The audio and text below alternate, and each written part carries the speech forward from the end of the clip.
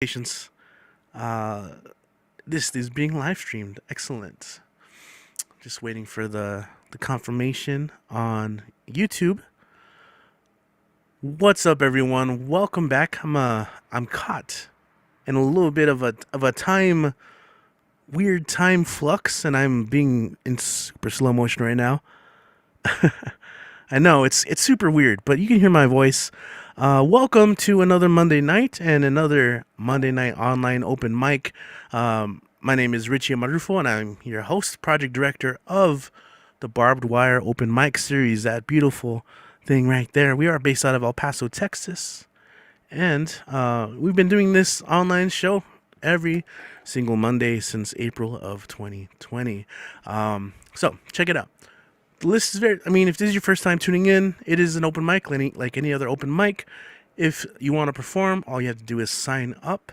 I'll let you know more about that in just a moment. But we do have a full list. We have about 20 poets and performers from all over the country. I haven't checked, but sometimes we go international as well.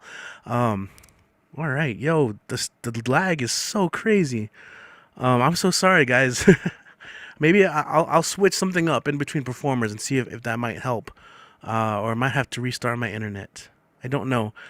Anyway, if you guys are interested in performing, we do post the sign up sheet on our social media.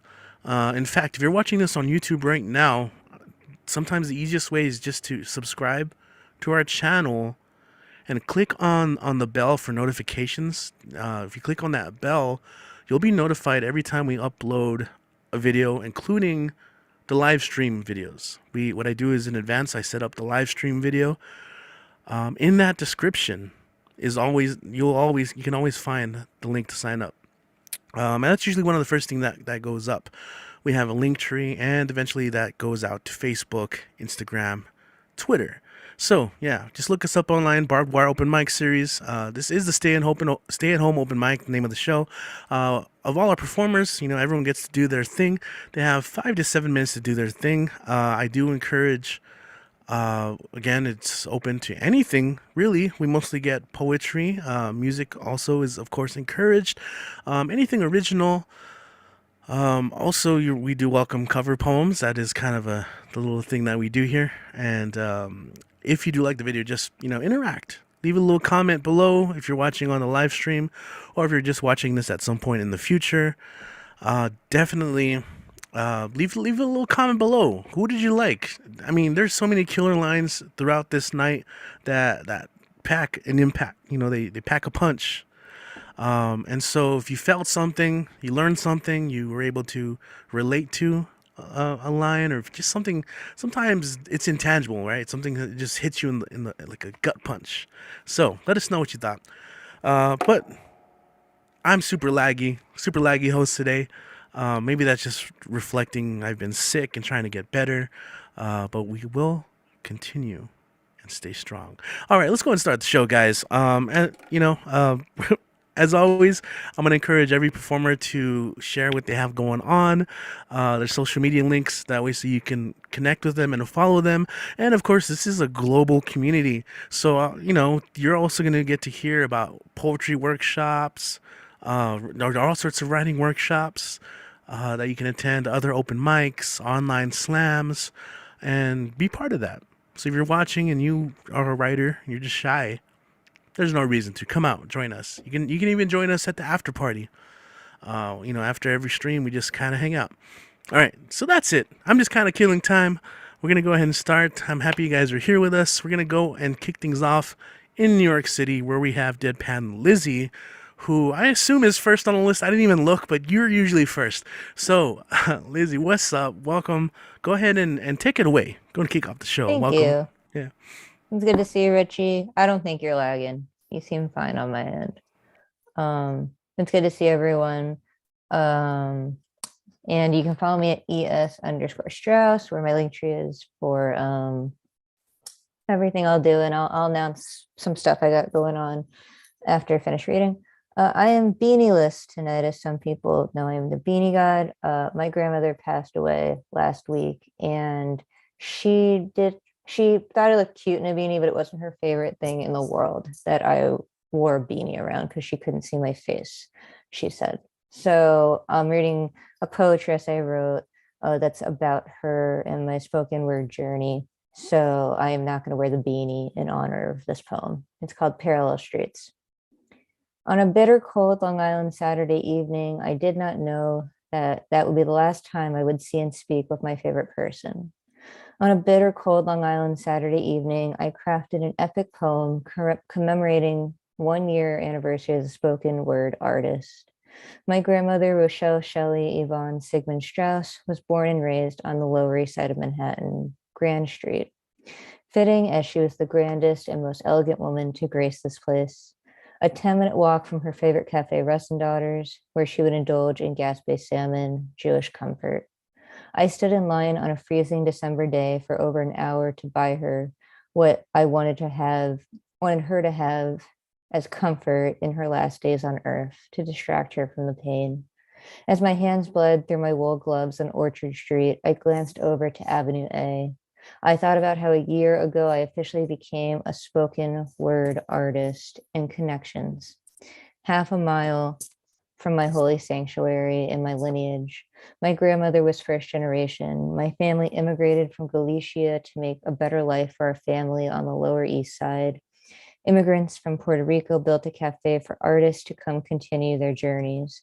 My family continued to build their life on the Lower East Side as the concrete of New York City felt the first frost that winter. I began and continued my art and poetry on Zoom in a winter hat or a beanie on a cold January Monday evening. Like my family, I was scared, unsure, excited, and most importantly, proud. My grandmother read every poem I wrote. Proud I became a spoken word artist. She loved that I had been able to grace the stage of New York and Poets Cafe in our beloved Lower East Side. I think about the many other parallels of my grandmother in poetry. She went to high school with Audre Lorde. My grandma and Miss Lorde, both heroes of mine. Miss Lorde, a lesbian poetess like myself.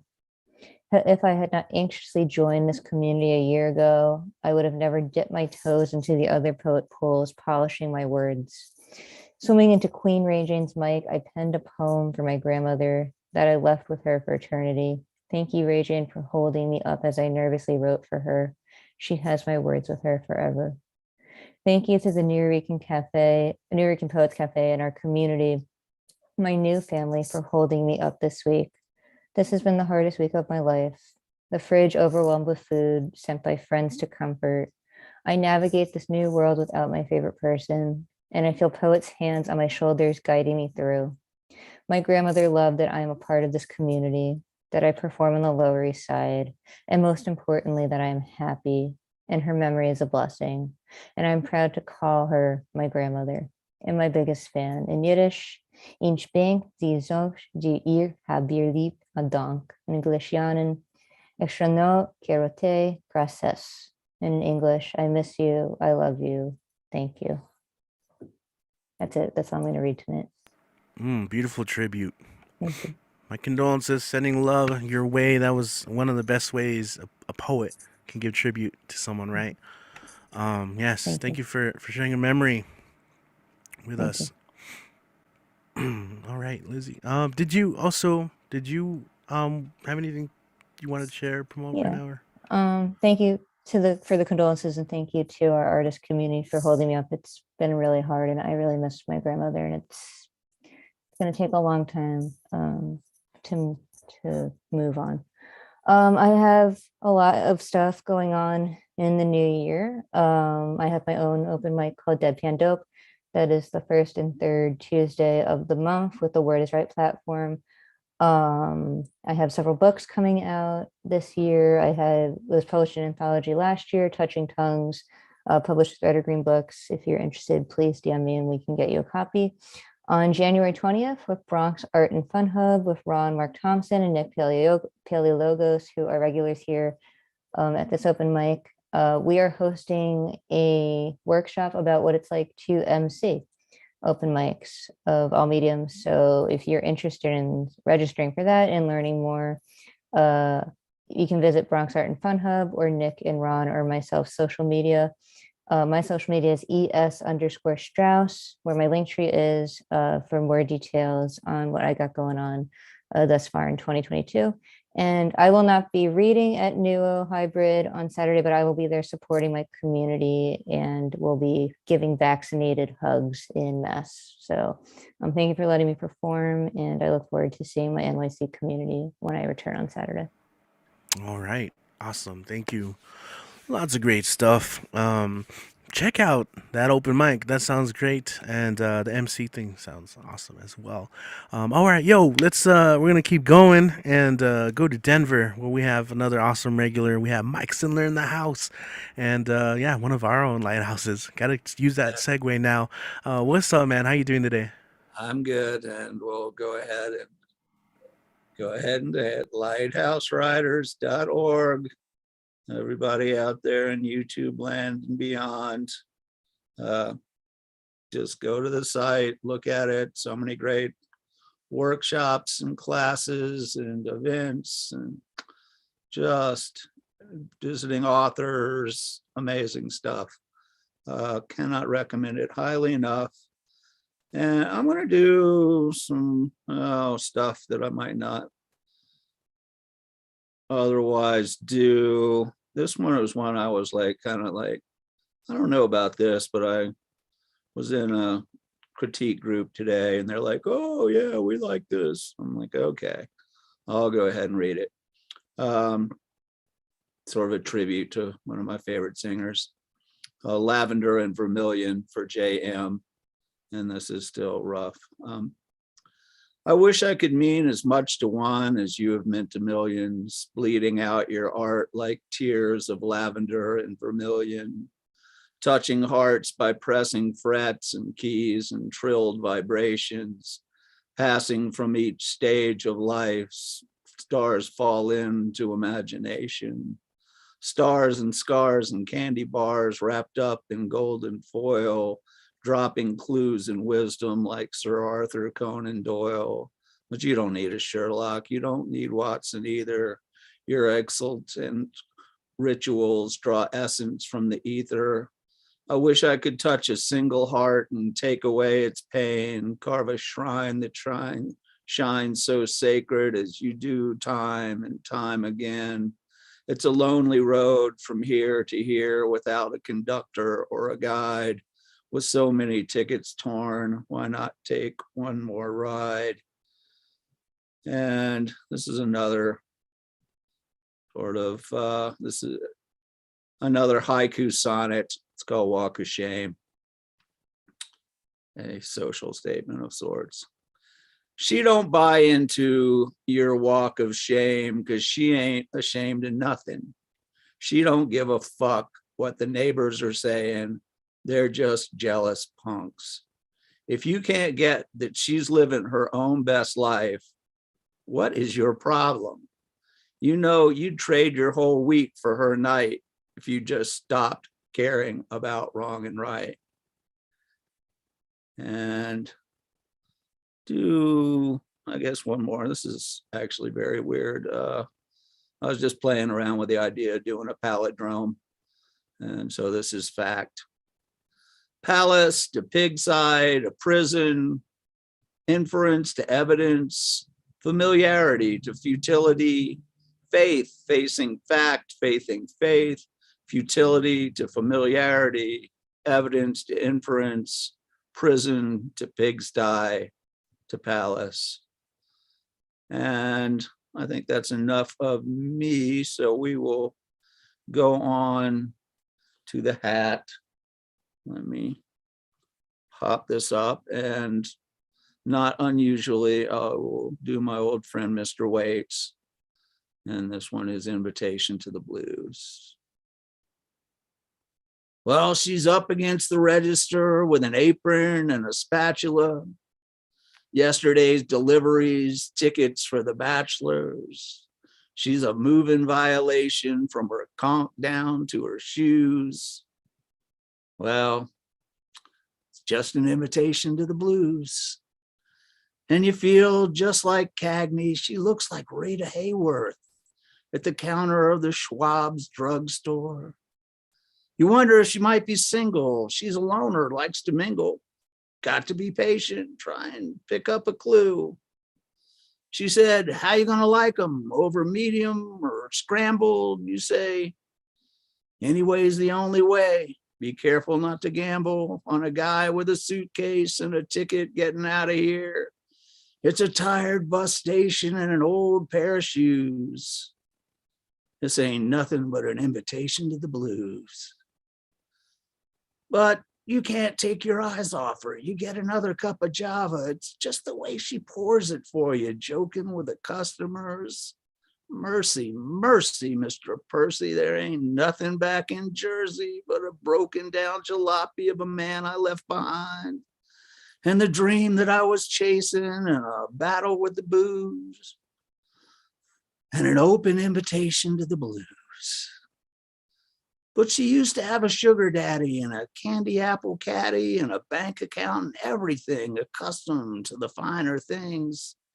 He probably left her for a socialite, and he didn't love her except at night. And then he's drunk and never even told her that he cared. So they took the registration and the car keys and her shoes and left her with an invitation to the blues. Because there's a Continental Trailways leaving local bus tonight. Good evening. You can have my seat. I'm sticking around here for a while. Got me a room at the Squire. The filling station's hiring, and I can eat here every night. What the hell have I got to lose? Got a crazy sensation. Go or stay? Now I got to choose. And I'll accept your invitation to the blues. Okay. Thank you very much. All right, man. Yes, Michael's in there. I always love a good Tom Waits. Oh, excellent, man. Just waiting for you to start busting out the piano. I wish I could, man. There's still time, man. So yeah, as always, shout out for shouting out Lighthouse Writers, great organization in that area. If you guys have a chance, check it out. Yes, thank you, Mike. Do you have anything coming up by any chance as well? I do not. I got nothing. But thanks for asking. Man, see you at the spots then. Okay. As Ed likes to say, well, I can't remember everything the way he says it, but if the mic is right, you can find me at Ready to Fight. I can't remember how he says it. Okay, so we're gonna go from Denver and stick around in Mountain Time Zone, and we're gonna go visit our hometown, El Paso, Texas, where we're gonna visit Robin Schofield. What's up, Robin? How you doing tonight? Thanks for joining us. Hey, everybody. Yeah, this is, I'm glad to be here. I don't know why my face is not showing up on my computer. I don't know. Do y'all see my face? Yeah? Okay. Yeah, we can see you fine. There's no lag on our end. All I saw was Richie. I was concerned. All right, great. Now I have a couple of poems. One is, well, they're all because of the time of year. We just went through Epiphany. We elected the Lord of Misrule in our house on the 12th night. That's what you do in the English tradition. And of course, in the Mexican tradition, it's very interesting as well. And this is what I witnessed of the Epiphany parade in San Miguel de Allende. We missed the parade, the three kings riding in on horseback, but not the polite or sated children in a line that bent around El Jardín. Muffled in pink puffy coats, blue hats, yellow scarves, and fleecy tights, they huddled against their exhausted parents who wore that look of tight-lipped, thinned patience that comes with the holidays. This morning, the children received their presents, presented in their shoes and brought by the three kings, for this is the 12th day of Christmas. The brass band walks away, their instruments dented and unpolished, the silver tuba almost gray, the only dull spot in the crowd. The three kings sit by the parroquia while the mayor jokes at the microphone. These pobrecitos and sus padres want the photos to begin. Each child will sit in the lap of a king and say, thank you for the gifts. And the kings will say, child, you are a miracle. Niño, eres milagro. And then this is a short one about El Paso winter, which we had a day off today. I'm wearing the beanie because it's cold. This is called Freezing Fog in the El Paso desert, which is nice because we so rarely get fog or dew in the desert. The fog that crystals on my face as we walk in the morning weather hides the road. The fog that knocks on the window pane in the gray veil of a wizard who doesn't know which riddle to ask.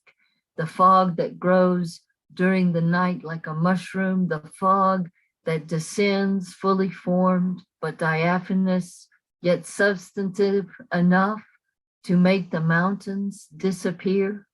Closes Trans-Mountain Road. I ask the fog, the oldest riddle I know. What is it to see? And what is it not to see? And now I see what hides everything. And this is called Wintry Mix in the Chihuahuan Desert. No one predicted a noon wind chill of 19 degrees, fog and snow showers.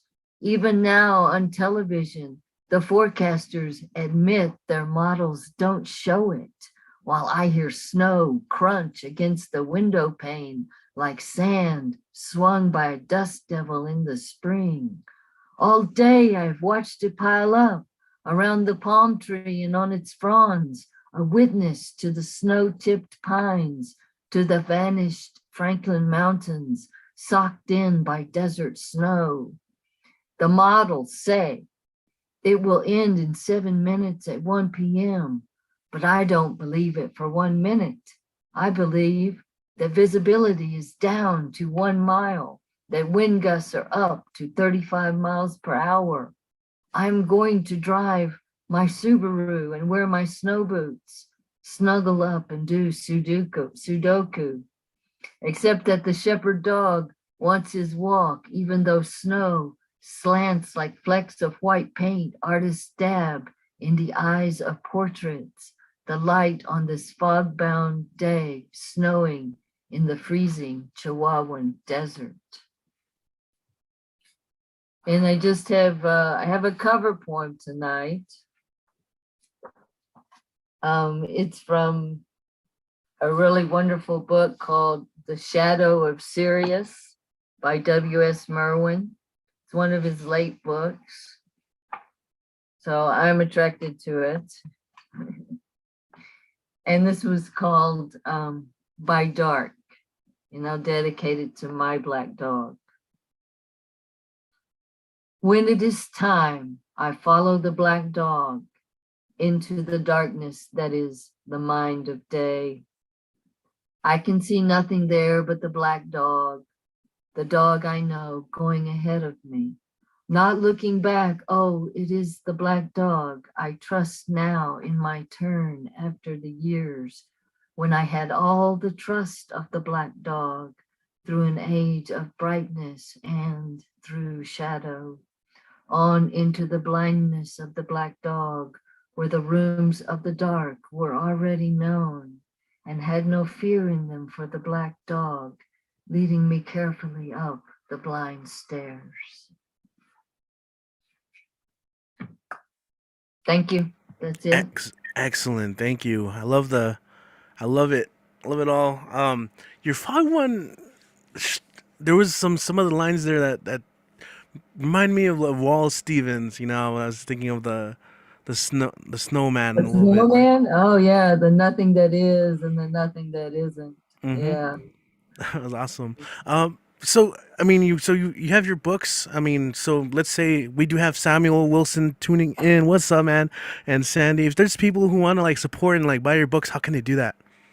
Oh, best thing to do is you can go to Mouthfeel Books, and there's a website, or you can get that book on Amazon, I think.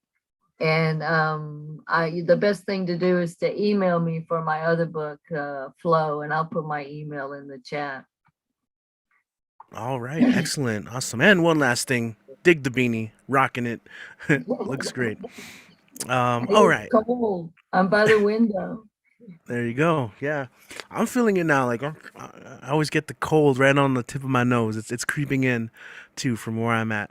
El Paso, we're in the desert. Like we get cold, but not like it's a different kind of cold. All right. Well, let's see. Looking at the list. By the way, if you're tuning in, welcome to our Monday Night Online Mic. I was giving a shout out to those of you who have said hello in the chat. But if you're tuning in, as always, welcome. Glad to have you here. We're here every Monday. It's the Online Mic. If you want to sign up, the sign up sheet is still in the description. So we may have some room for you guys. All right. But we do have a full list. We're going to keep going. We're going to travel from El Paso. And in the blink of an eye, because of the internet, we're going to go to Pittsburgh, where we have Vale in the house. Vale, what is up? How are you doing today? I'm good. How are you? Excellent, excellent. Getting over COVID is fine, but I'm good. I'm ready, and I'm always happy to be here. So go and take it away. Okay. I hope you feel better soon. Okay.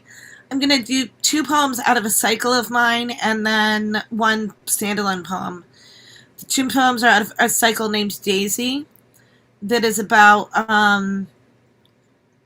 I wrote it at the very beginning of the process of dealing with my childhood abuse and my dissociative identities. And it sort of weirdly proved to be a roadmap for a lot of my early progress.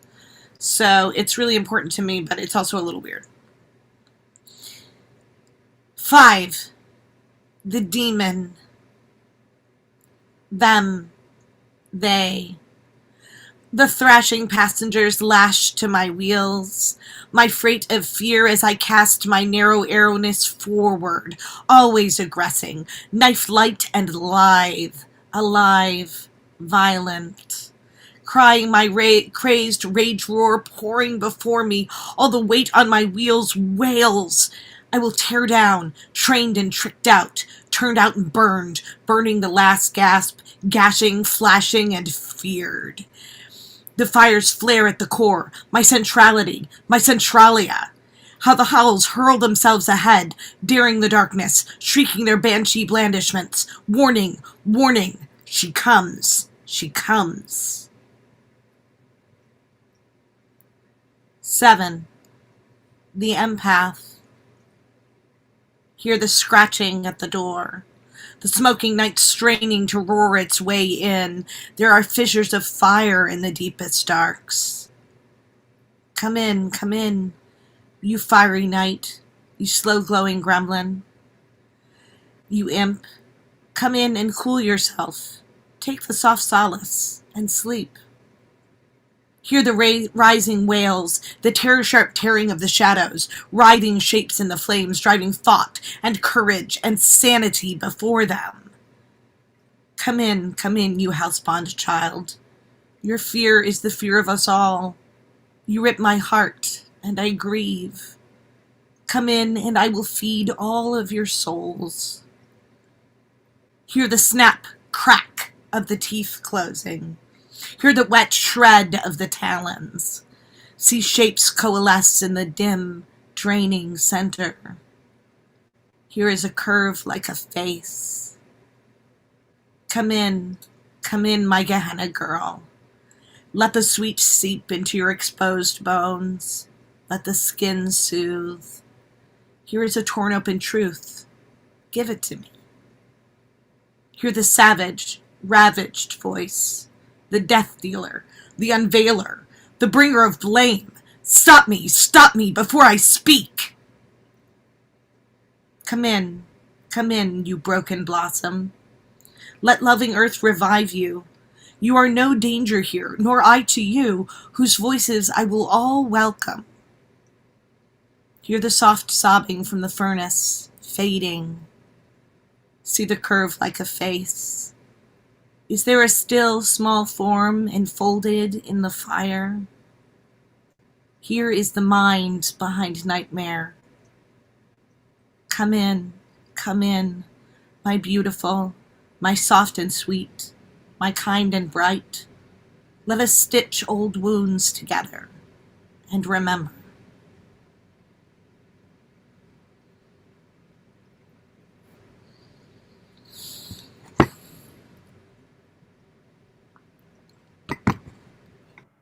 Awesome. I have one more, if that's okay.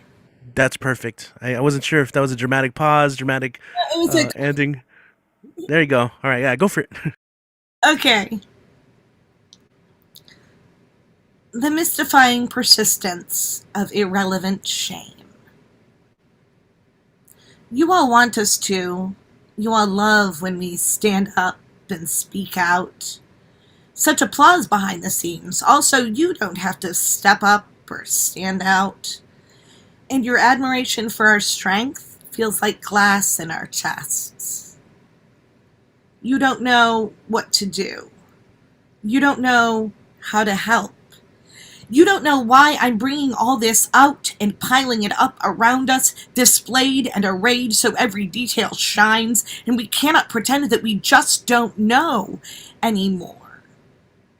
Sure, it's easy when the syllables flow like liquid miracles, life-giving rhythm, and the fucking rush of witnessing passion, pain, and power pumped to 11. Because severing truth from excitement makes it so much harder to swallow. So we follow the flock and we scream, shout, and bellow so some part of our voice will ring out in this melee. No one listens when you're tired. Plain words about pain are not bright and exciting. Because naked displays of the fragile and frail seem to rouse up our shame, that we walk, that we break and remake, that we see, that we labor in sameness while others walk ranges, blood on the peaks, every leap life-changing.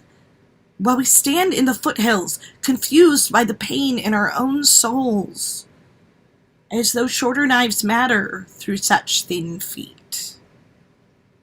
Shameless, that's what we must be. Not fearless, never cold in the face of all this heat, all this rabid insanity. Without shame, because shame is like blame. It's condemnation inflamed, and it's what's holding us all back. Every time we sit out or stand down. Every time we find reasons within for not acting, when action is all that will win. When winning is everyone, and there are no losers, and we're all in this thing. This planet, this exact same house together. So stand up when it hurts, and speak when it burns. Because this is how shame dies, at your feet. Silenced by your voice, and slain by the knowledge that you have done something, anything, to resist the destruction. Yo, oh man, Vale, amazing. Guys, unmute yourselves, make some, probably give it up. Shameless. That was nice. Loved it. That was Yeah. awesome. Yeah. The whole set, killer, and Vale's always coming through. Did you have anything that you wanted to share or promote? Oh, you can find me on Instagram at Vale Larkin, all one word, or on Linktree, Vale Larkin, all one word. My Linktree has links to my YouTube channel as well. And, yeah, I think that's it for now. Thank you. Hell yeah, awesome. Thank you so much for being part of these nights. It's so amazing to hear everyone's, what they're bringing to the table, and everyone's styles are so different. Man, it's honestly a treat. I've been hosting open mics in person since 2008 or so. 2012 is when I officially took over open mic. But doing these online, same thing. I love doing them because I always feel like I have a front row seat to some amazing, magical moments of just self introspection and just I'm speechless. You guys amaze me every time. So anyway, I'm just geeking out because I get to experience all these performances. Here for everyone. Okay, I'm just geeking out for a little bit. Sorry guys. Allow me just a little bit to gloat and enjoy and love what you guys are doing. All right, so we're gonna go ahead and go from Pittsburgh to the Bronx, where we have Nick Diaz still with us, right? Are you with us, Nick? How you doing, man? Here, man. What's goody? All right, dude. You've been killing it. Just go and keep it going, man. It's been killer so far. Go and do your thing. Yeah, thank you guys. Shout out to you, man, for letting me step in. I am super tired. It's been a long day. I'm on the East Coast, so it's already 11 o'clock, and it's almost my bedtime. But yeah, I'm calling in from the Bronx. Really excited to perform 2 pieces today. But before I do that, I want to share, obviously, if you want to follow my work, you could go to Instagram, find me at Iconic. That's IC0NICK_. And you can see some of my work, stuff going on. 2 events this upcoming weekend. First and foremost, I'll be performing at Nuyo's, the New York Poets Cafe hybrid open mic event. So that'll be in person at the venue. So I'll be hitting the stage, which I'm really thrilled about. Have some flyers up. Got a lot of love for it. So it's been an exciting day to promote that. And then the next day, I'm going to be leading a workshop with Dominican Writers Association here in the Bronx. And that workshop is a weekly salon. And so even though it's Dominican writers, anybody from all different backgrounds can attend. So if you're interested, I'll put some info in the chat, but I'll be promoting on my Instagram, so you can go to that. And the first piece I'm performing is going to be one of the central pieces to that workshop. It's going to be like sort of a pilot for my own reading X writing workshops is what I'm calling it. And so this one is going to be focused on violence and brutality in literature. And so this first piece is also by the founder of Nuyo, Miguel. And so the title is Always Throw the First Punch. Always throw the first punch. My uncle always insisted, strike the first punch, put your enemy on the run. I always do the first punch. I remember, attack, attack, attack. Put the hurting on his limbs. I remember the night my uncle got angry because I said his wife thought his nuts were Christmas walnuts, that she cracked them every day of the year. His left arm twitched and I leapt at him and struck first. So that's the first piece. And the next piece I'm going to perform is a little preview for all you guys of what I'm going to be performing at the Nuyo on Saturday. And the title of this piece, maybe some of you heard already, called Force.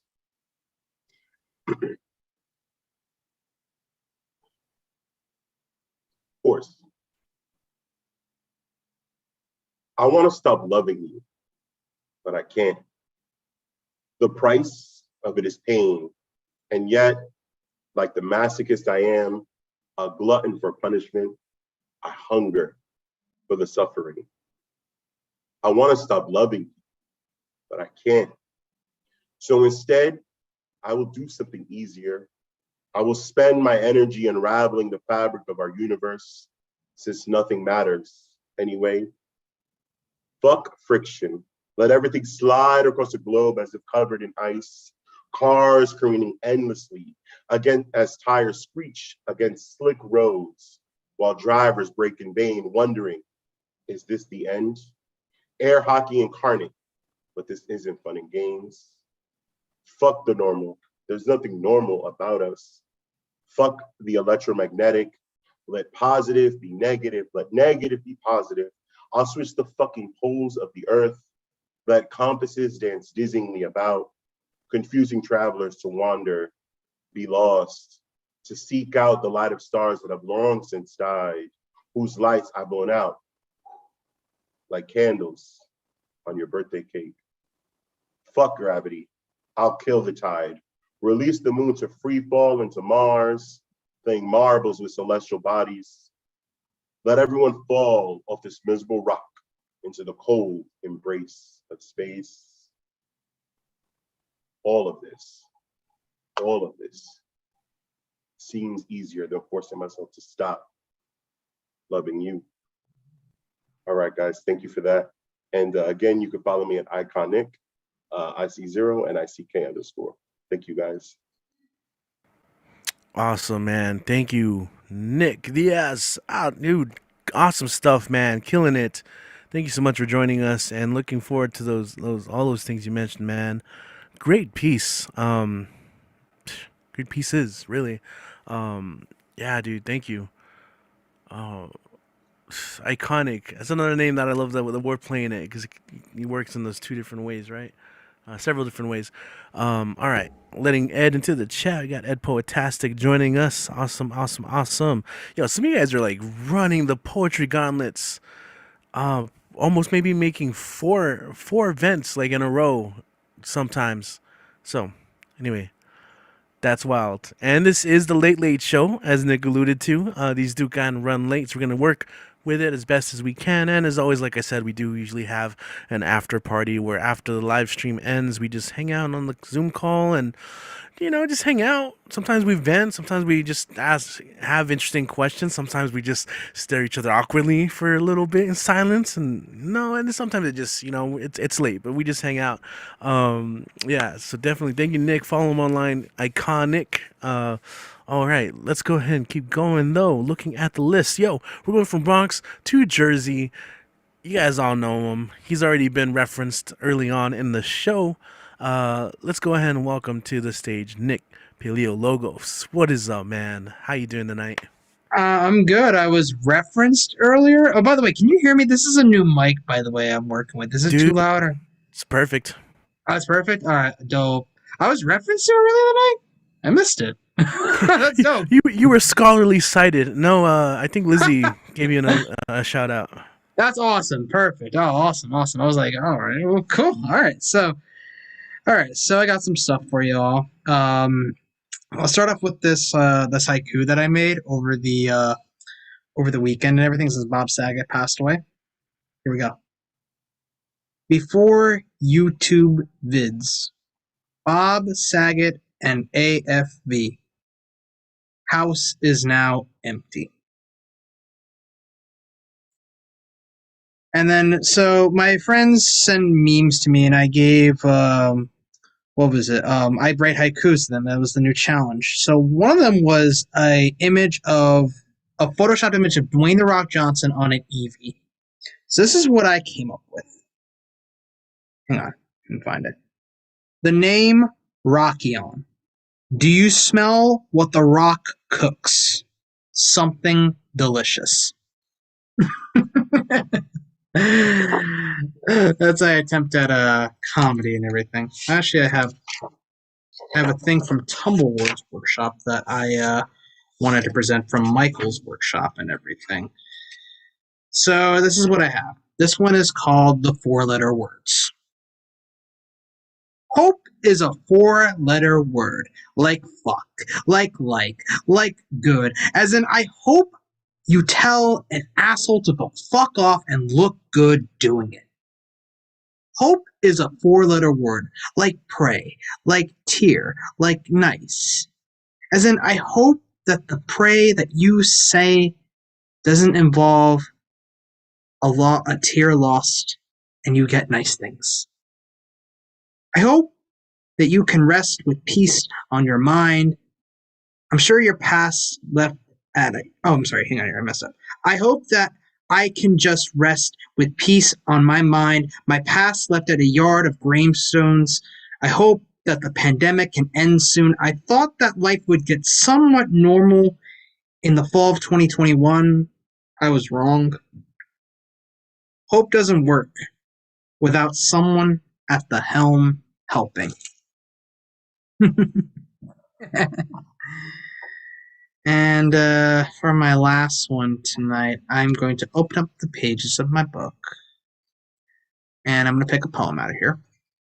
Yes, that's right, this book right here, Ad versus Reaction, which I will drop the info in the chat of how to buy my book and everything like that. So it turns out,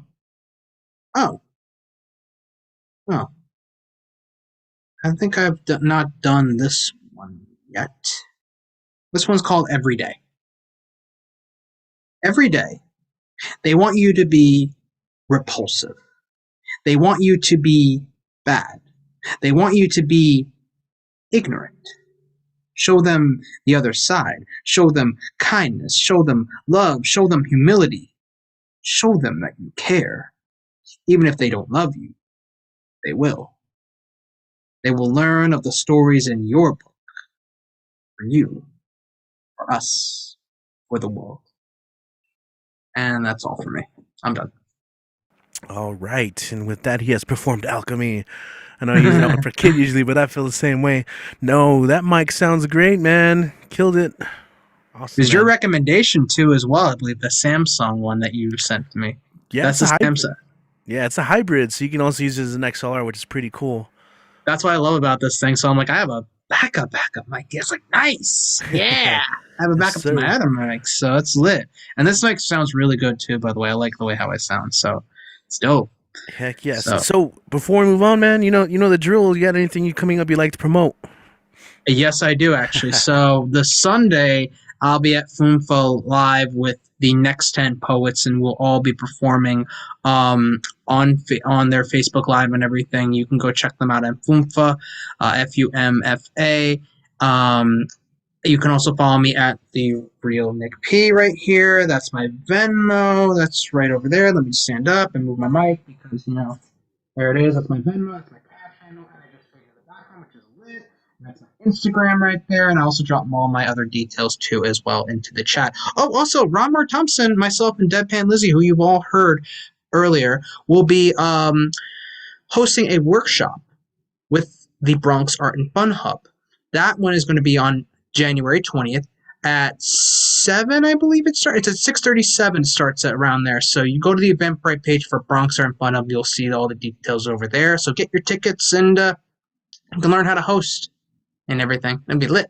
So yeah, that's all from me. I'll drop all my details in the chat. Thanks for having me again, Richie and everyone.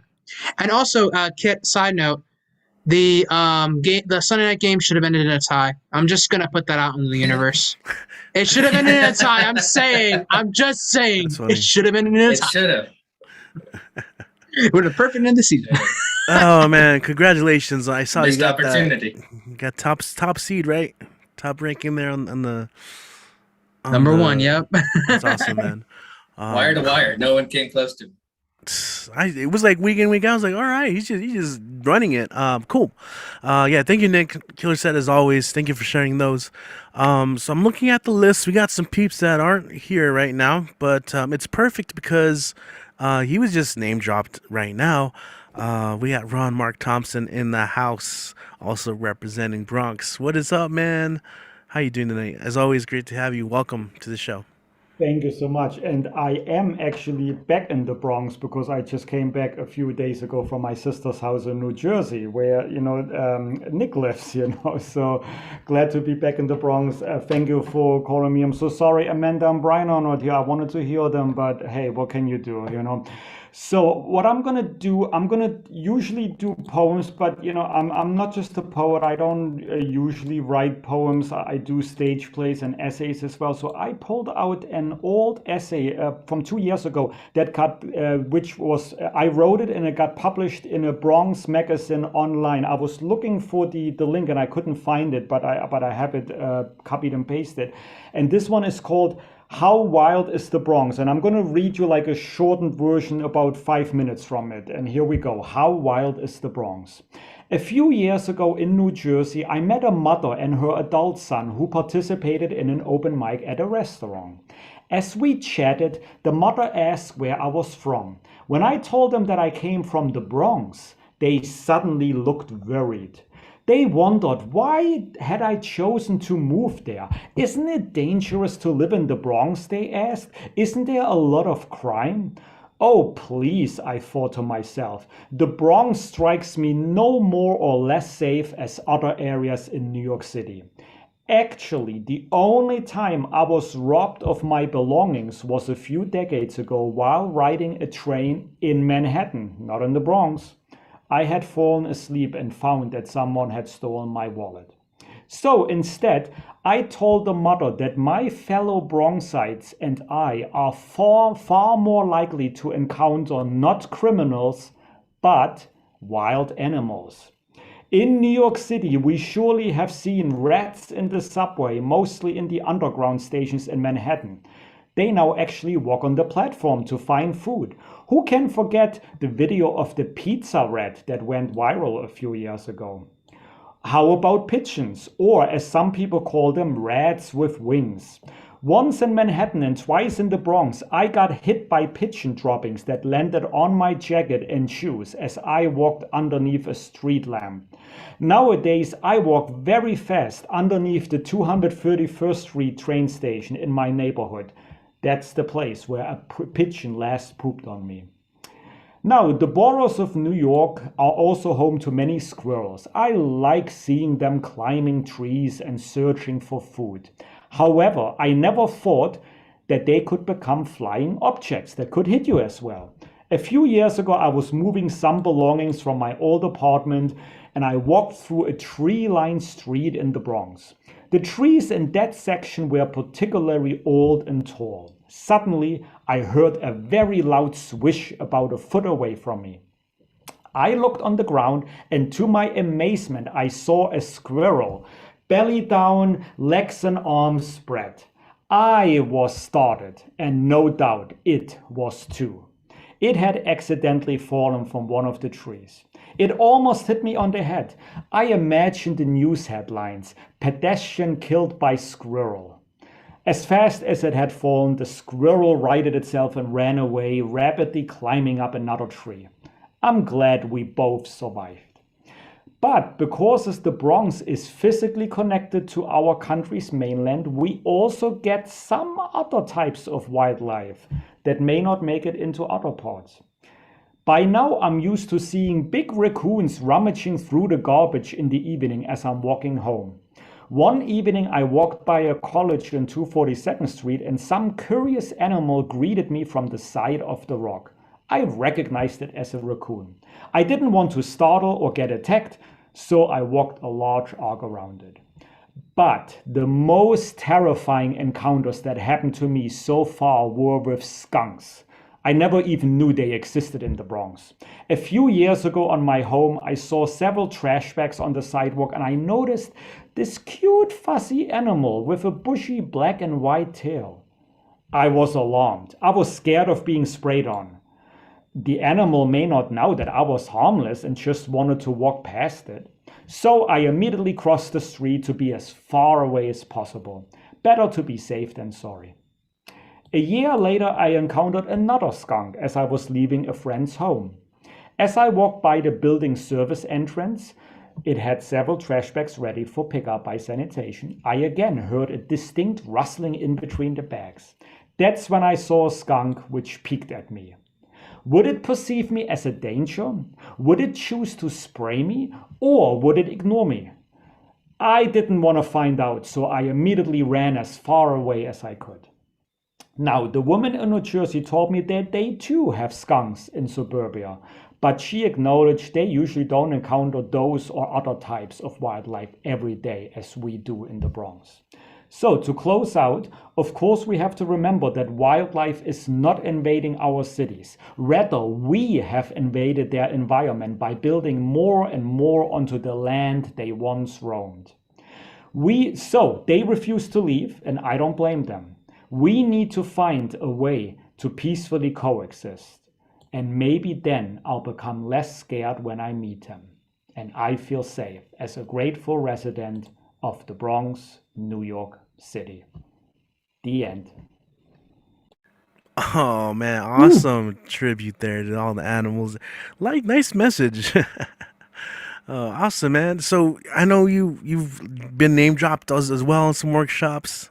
Was there anything else before we move on you wanted to mention? I hope they only said good things about me. I am so sorry. I was on a call and I was only seeing you guys. But yeah. First of all, I finally made a sign. I used to have one last year, but it took me a while to make another one. So you can find me at Ron Mark Thompson on Facebook, Instagram, Twitter. You can see this on YouTube as well. My organization, Bronx Art and Fun Hub, BXAFH, and I also work at The Word is Right doing workshops. I'll put that in the chat, but with Bronx Art and Fun Hub, BXAFH. Yes, we have several several programs coming up. This Thursday, Brian, who I wish would have been here a minute ago, and Roslyn Diaz. Roslyn, her book, and I have Brian's book. I'm going to be doing a book talk with them. I'm going to interview them live in Zoom. They're going to read excerpts and answer questions from the Zoom audience. And next week, Elizabeth and Nick already mentioned it, we're going to be doing a workshop on how to host or MC a workshop. We called it MCing yourself. We did a little wordplay there. And that one is a 2.5-hour workshop. We'll give you tips, we'll give you little lectures, and we'll do practice workshops. So if you want to be like Richie, like me at Bronx Art and Fun Up, like Kit, like Nick, Nick guest hosts at 20, 30 different organizations. I don't know where he has the time, but he's going to give you all his experience that he learned, and so will I, and so will Elizabeth, and it's a safe space. So check me out. I'll put it in the chat. It's all free for now, as long as I can afford it. And thank you again for having me here. And I'm sorry I read an essay instead of a poem. I hope it was enjoyable what I read, and told you about the skunks. Don't go near the skunks. Just stay away as far away as you can. Okay? Thank you. No, it was super enjoyable. I loved it. My mind was already, as soon as you mentioned Pizza Rat, I started thinking of how that Yankees minor league team that renamed themselves the Pizza Rats for promotion, and I did not know that. Well, how cute was that? Yeah, it had merch and everything. We got Finn Bell in the house. What's up? Yeah, no, it was super fun, and yeah, I've got some funny skunk stories from my undergrad experiences, just running around. We have wild life at our at our university. Sorry, I have a slight cough, and I forgot to mute myself earlier, so I apologize for that. Well, do me a favor, call for 1 second, because now that you mentioned Finn Bella's in the house and I don't want her to fire me, I also guest host open mics at Fincapulary. I think like once every other month, once a month, whenever, there is a space available. So shout out to Fincapulary as well. Okay, back to you, Richie. And yeah, I hope, please do well, with your cough. I mean, I know what you've gone through. I'm going to an in-person event at the New Regan Poets Cafe on Saturday. I'm going to wear my mask all the time, unless I'm on stage, So if you see me on video with the mask, it's because I want to respect myself and others, and I don't want to spread anything or get anything, So, we all have to stay safe. It's tough times, Richie. I'm so glad you're still with us and you're rocking out here every Monday. What a beautiful open mic. Thank you. Right on. Appreciate that. Yes. Thank you for those words, and yeah, got lots of support from people all the last couple of weeks. That's been amazing. Yeah, right now I just have a pretty weird cough, but if I'm unmuted, I apologize. I sometimes I forget. Anyway, let's go ahead and keep going, guys. Looking at the list, right? Some peeps aren't here quite yet, so that doesn't mean they're being skipped completely. If they do find their way back on, we'll find some room for them. But I do want to go ahead and let's see. We're gonna go ahead and go. We have El Rob in the house. What is up, man? You need to post. I'm reading your note right here. Yes, post. You need to post on Instagram more. It doesn't hurt, but definitely I'm gonna mention your PayPal, because as you're performing, I want people to know, like, if they want to send you a virtual tip, they can do so via your name, Robert Harland, and email. You can just look up on Facebook as well as Robert Harland. But as always, it's great to have you back, man. Rob in the house. What's up? How you doing? Thank you. Yeah, I have been listening, but while all this has been going on, I've been going like, which one shall it be tonight? I might try a piece of flash fiction that I did a while back. That should actually fit inside my 5 minutes if I can find it again, and maybe a song to finish. But it's only 1,000 words, so this shouldn't take 5 minutes. And it's called Mightier Than the Sword. I wasn't prepared for how long the agony would last, but I don't suppose anybody is. When body image combines with bodily pain you never expected, you can only give thanks that nobody else sees what is going on. So, not knowing any better, I decided to get circumcised. Not for religious reasons, This is down to an incident some years back when what should have been a happy ending, courtesy of a lady acquaintance, turned into an unexpected torture session. Never happened when I did it myself, but so what? Try putting on a roll neck sweater several sizes too small and imagine said garment connected to your most sensitive nerve endings. I shall say no more. Now I was single and with time to kill and enough credit to pay. Happy endings being relegated to Disney movies for the time being, I got a referral to a urologist. He prescribed a steroid cream which loosened things up and led to me seeing parts of me I had not viewed for a long while. But the pain was still there if I yanked straight down under certain circumstances. I learned to go easy on the downstroke, so the requisite hoodie removal ceremony was called for. This is far more expensive than you would think. This is no bris performed by a mohel with a ceremonial ismail and a few swigs of manischewitz to dull the pain. This is an excessively costly operation complete with surgical stockings, general anesthesia, and stitches. It costs the lower end of 4 figures. The credit card can postpone that pain. I would say I'd gotten ripped off, but the surgery was adequately precise. The real penance to perform is more immediate and lasts for weeks. Healing skin is one of the most sticky substances in the world, and this miracle was revealed to me over a few days until I found the gift-wrapped solution. When I say sticky, I don't mean super glue. No Alfred Kinsey style swinging from the ceiling would be either possible or recommended, but for a while there is a constant power to stick and re-stick to any nearby substance, such as the cloth of your underwear. It is so adhesive as to leave behind a small blob of protein flesh when you pull or peel it away. Now remember where this is. It will do the same to crepe bandages, cotton wool, gauze, anything it goes near. Walking will cause sticking and tearing to happen at random, leaving you with a leg splayed sideways gait worthy of Charlie Chaplin, even in sweatpants. Aye, there's the rub indeed. The end to that most hidden yet most defining part of you behaving like a pink tube of crazy glue with a sadomasochistic line of independent thought proves surprisingly simple. Wrap it in toilet tissue, which it will stick to anyway, but that's fine. When you require the water closet, urinate through the paper and then pull it off. Some tissue will stick, but most will just lift and tear away. The stuff is relatively sterile, and you just wrap your member up again. Problem, you now have piss all over your hands. Wipe them on more toilet paper. Now wash your hands. Urine is a natural antiseptic, so don't worry about contaminating your fellow man as you handle the toilet door or faucet. Yet worse still are the mornings. Robert Graves teaches us that Eos, goddess of the dawn, had the habit of seducing mortal men, a mythological way of explaining why morning wood occurs. Now your penis is so swollen and hacked about, it looks as if it has gone the distance with Mike Tyson and still lost.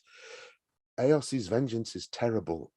Your prepuce has biodegradable stitches which irritate the glands, in addition to the swelling which is already there. The result is a raging, burning erection which refuses to go away. You just lie in bed staring at it, prostrate in misery. You dare not cover it up in case it decides to stick to something again. You cannot employ the normal hands-on way of ridding yourself of it. It stares back, a monstrous cyclops, daring you to challenge it. The solution again lies in pissing. The hard-on subsides. You can shower, new tissue paper can be applied. You get dressed. You can go about your business. More slowly, the swelling from the operation goes down. The skin truly heals and now just sticks to more skin.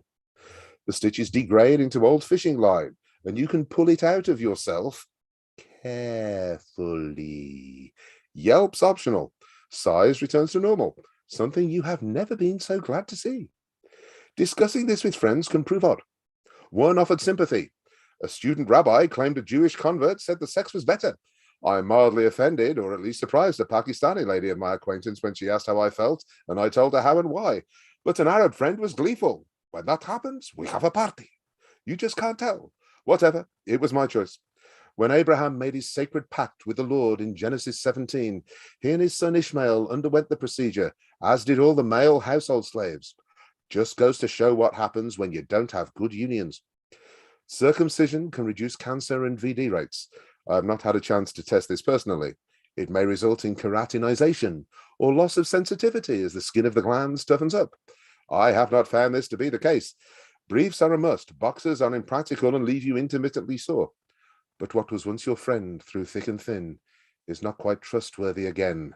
For now you will ever remember when it glared at you bloated with evil, a pink lidless eye of Sauron, slit pupil and all, horror incarnate. And it's your flesh.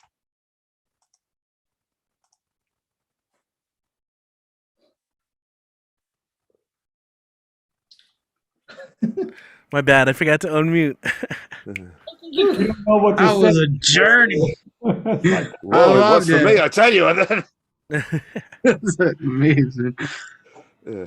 Well, No, it was great, man. have I got time for one more? And then I'll... Yes, yeah, go for it.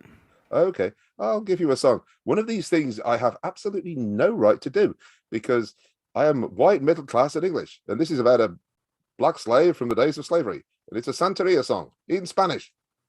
And I'm not Hispanic either. Anyway, it's called Shango. Anyway, this guy gets trafficked across the ocean and he sings a very depressing song to his God. Here we go. Shango, salvame. Shango, salvame. Vine aquí encadenado por aguas que no soñaban. Golpear seca humillado, vendido y esclavizado. Cosecharme sangra los dedos, el látigo la espalda. A veces rezo pa que la hacha tuya me fulmine, me inmole pa que me dé paz. Las noches la carne descansa, el alma empieza a viajar. A playas y selvas, llanuras, montañas, tierras que mis hijos no conocerán. Mujer mía se vendió, se fue río abajo, el corazón mío la acompaña. Tu corona, Shango, me quema diario, tus rugidos me despiertan. La desesperanza me alborota, mejor que tu hacha me pata en Dios. Ya no estoy para esta vida, Shango, sálvame. Bit of an Wow, intro. awesome. Where'd you stumble upon that song? I wrote it. What?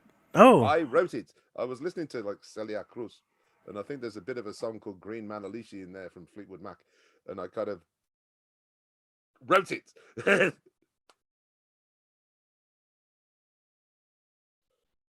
so sorry. I was accidentally muted. Okay, yeah, that's really interesting, man. Great voice as always, and I've said it before, but I don't know if I've said it like this, but if you're not narrate, you should narrate audiobooks because I would buy those.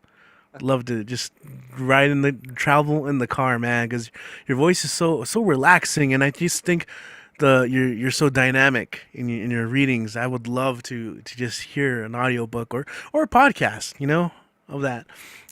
So thanks for joining us, Rob. I mentioned your Facebook. Do you want to promote that or anything else right now? Basically, I'm still trying to move house. My image is about to disappear while I pack boxes for the rest of the day. Once I get organized and in my own place, maybe I'll have websites. So there'll be recordings on Instagram. You can give me money in even more ways than just PayPal. But at the moment, it's like, yeah, you're lucky to have me here at all. Look, thank you for your kind words. Yeah, man. Appreciate that. But yeah, I will thanks be for- listening even if my image disappears. All right. No melt away. All right. Sorry about that. So, killer performances. You guys are all being amazing. Again, let's see, we've quite a people that haven't been able to make it just yet, but we have plenty of people here, including one of our favorites, Lee Martinez Soto, rapping EP Juarez, as always, killing it. What is up, Lee? How you doing today? Doing well, doing well. Sorry. It's okay. I do have some, I think 3 stuff. Well, I'll see on the time how it does. So I'm gonna start with the new one because this one I'm a little bit weird on about it because this is my first alliteration attempt. So let's see how that goes. And as per usual, I don't have titles because I don't have titles. Okay, this is called anxiety alliteration right now. This foreboding sense of a forthcoming doom found incessant within faltering walls no longer fulfills the function conceived from my childhood fears and nightmares. Instead, its foggy waters have furrowed through the gorges of maturity, and this relentless misery found swarming every waking and dormant hour of life. That was the first one. The other one, trigger warning for childhood abuse, trauma, and yeah, so trigger warning. This is called childhood lessons. My dad only hit me once in my entire life. I used to say this as if it was the pinnacle of what being a good father looked like, compared to the other parents I knew, compared to my own mother. That one time, justified, and a thing to feel some form of twisted pride about. Oh, my dad loved me. He only ever hit me once with a belt on Christmas Eve because I couldn't share a gift. That this one memory is so clearly ingrained in my being should speak volumes of the trauma, especially because I don't remember the beating. Brown leather belt coming off, the doors to my grandparents' room closing, locking, and then back to the living room like nothing happened. Did they hear me crying, screaming on the room next door where everyone gathered? I held this one memory as proof my dad loved me for so long, because when you associate love with abuse, the less they hurt you, the more they love you, right? That's the second one. And this is the third one. And my title is Intellectualizing Trauma is Not Really Processing It, You're Barely Just Coping. Would I have done differently? How easy is it to ask this from the comfort of my present, the possibility of deciding someone's fate so far removed from my reality? How easy is it to think these things would have gone differently had I made the calls, made the shots, when those who made it lived day in, day out, ensuring they do not leave me with the burden of choice? A trauma response in itself, without a doubt, one I cannot address directly, for these fears of acknowledging, confronting this generational curse still manage to haunt me. Let's talk about how each one of us copes with trauma. This ghosts the haunting of this house by pretending it does not exist, ignoring it, rationalizing it, hyperfixating on it, or letting the curse seep into the rest of our lives to the point of casting this intrinsic hex that strives to define us onto the new forms of family and love we have found. On my end, all I can do is intellectualize the events, neatly organized to understand, then detach myself from. Here's an example. The choice of whether or not my abuela ended her life institutionalized, trapped in an unfamiliar place, surrounded by unfamiliar faces, perpetually confronted with the murky memories of who she was, what she had, who she had, and how the illness took it all away, was not mine. I did not like the decision. I did not have a say.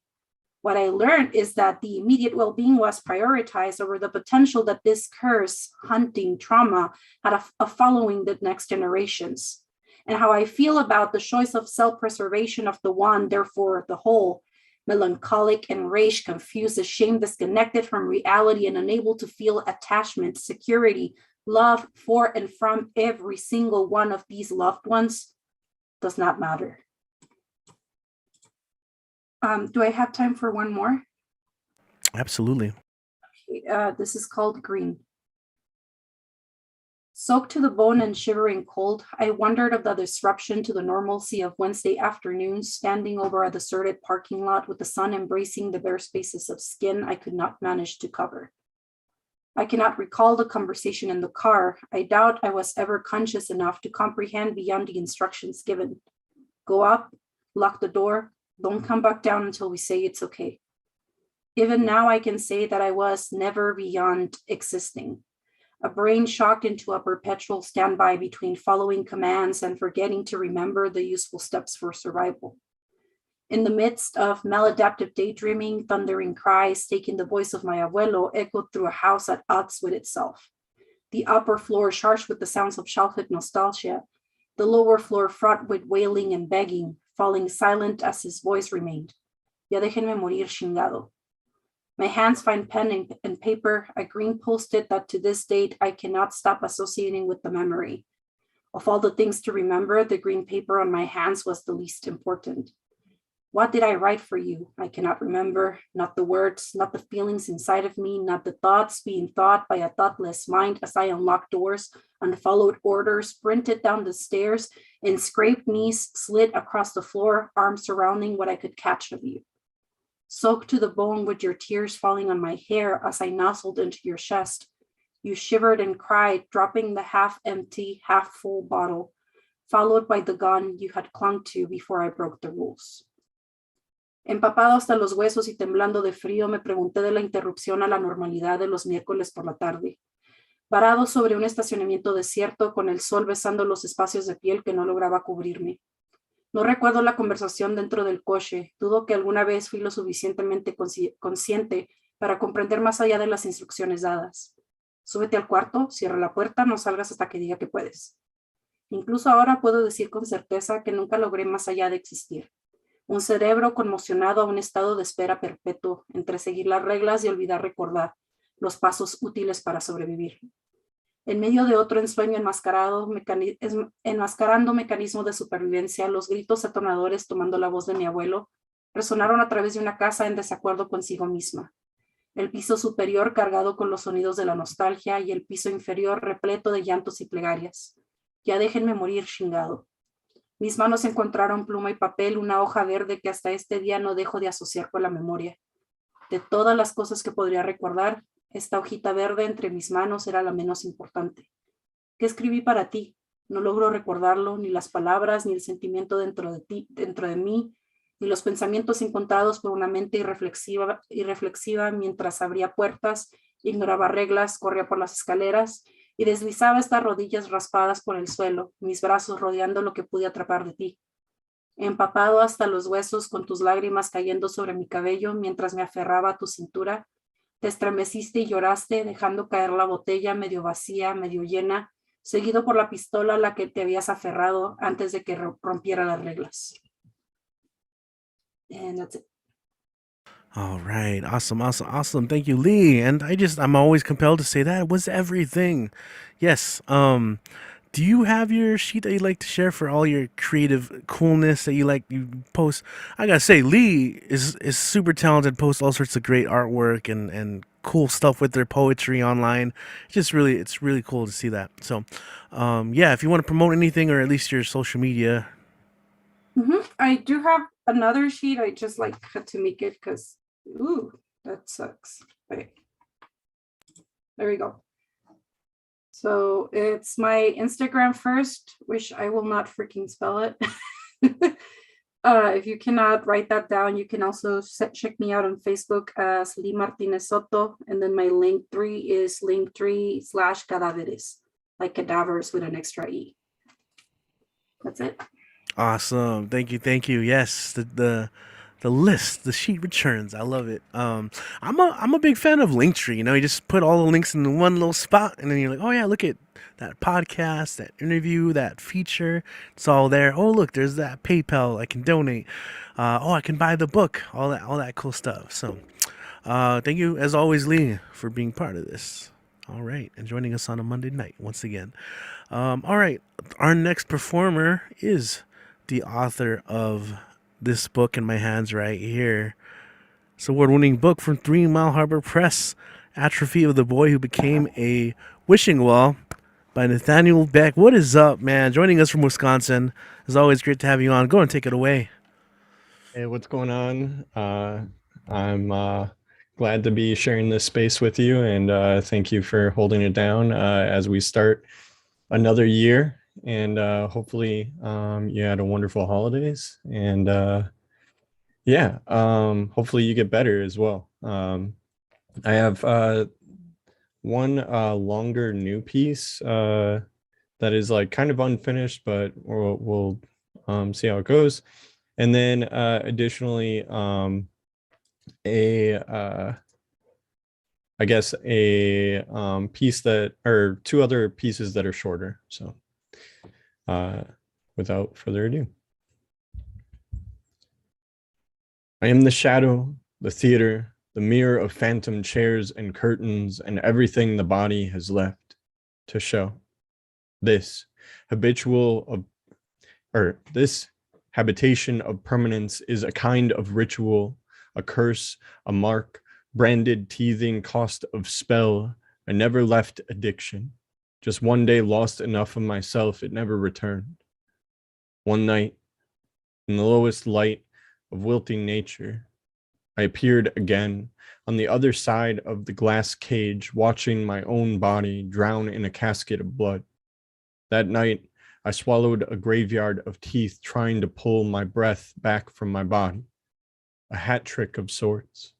In this haunting of stages, I am the magician, the rabbit, and the act, the trick, the vacant carcass of hands and applause. A suffocating encore succumbed, swallowing the reenactment and the return. In one hand, a quarter, in the other, a bottle. How they both became apparitions of my throat. The body and the shadow, the name they no longer say in the night with a full glass of escape. I have done this type of act enough times to know where the body goes when it disappears. It is a continuum of negation that keeps me, a seance, a reminder, a scar, a blood pact of goodbyes welcoming all the times I said no. They say if you spend 21 days doing something, it will become habitual. And in this, I am the habit, the years, the cacophony of lifetimes I no longer remember, or that of a fearful hand of excitement, a shackless weight of possibilities, or that of the burden that has become celebration. It is one drop in a desert, a flood of sorts to a lusting ground. My tongue has known a sizzling evaporation of senses, a door in an ocean I keep opening. I am a cage of thirsting eyes, a bottled throat of drowning, or that of a body and all it is made of. Am I the bottle, the contents, or the consumer, the saturated goodbye? At the bottom of a glass, the final act, the escape. What happens when the message in the bottle stops asking to be saved?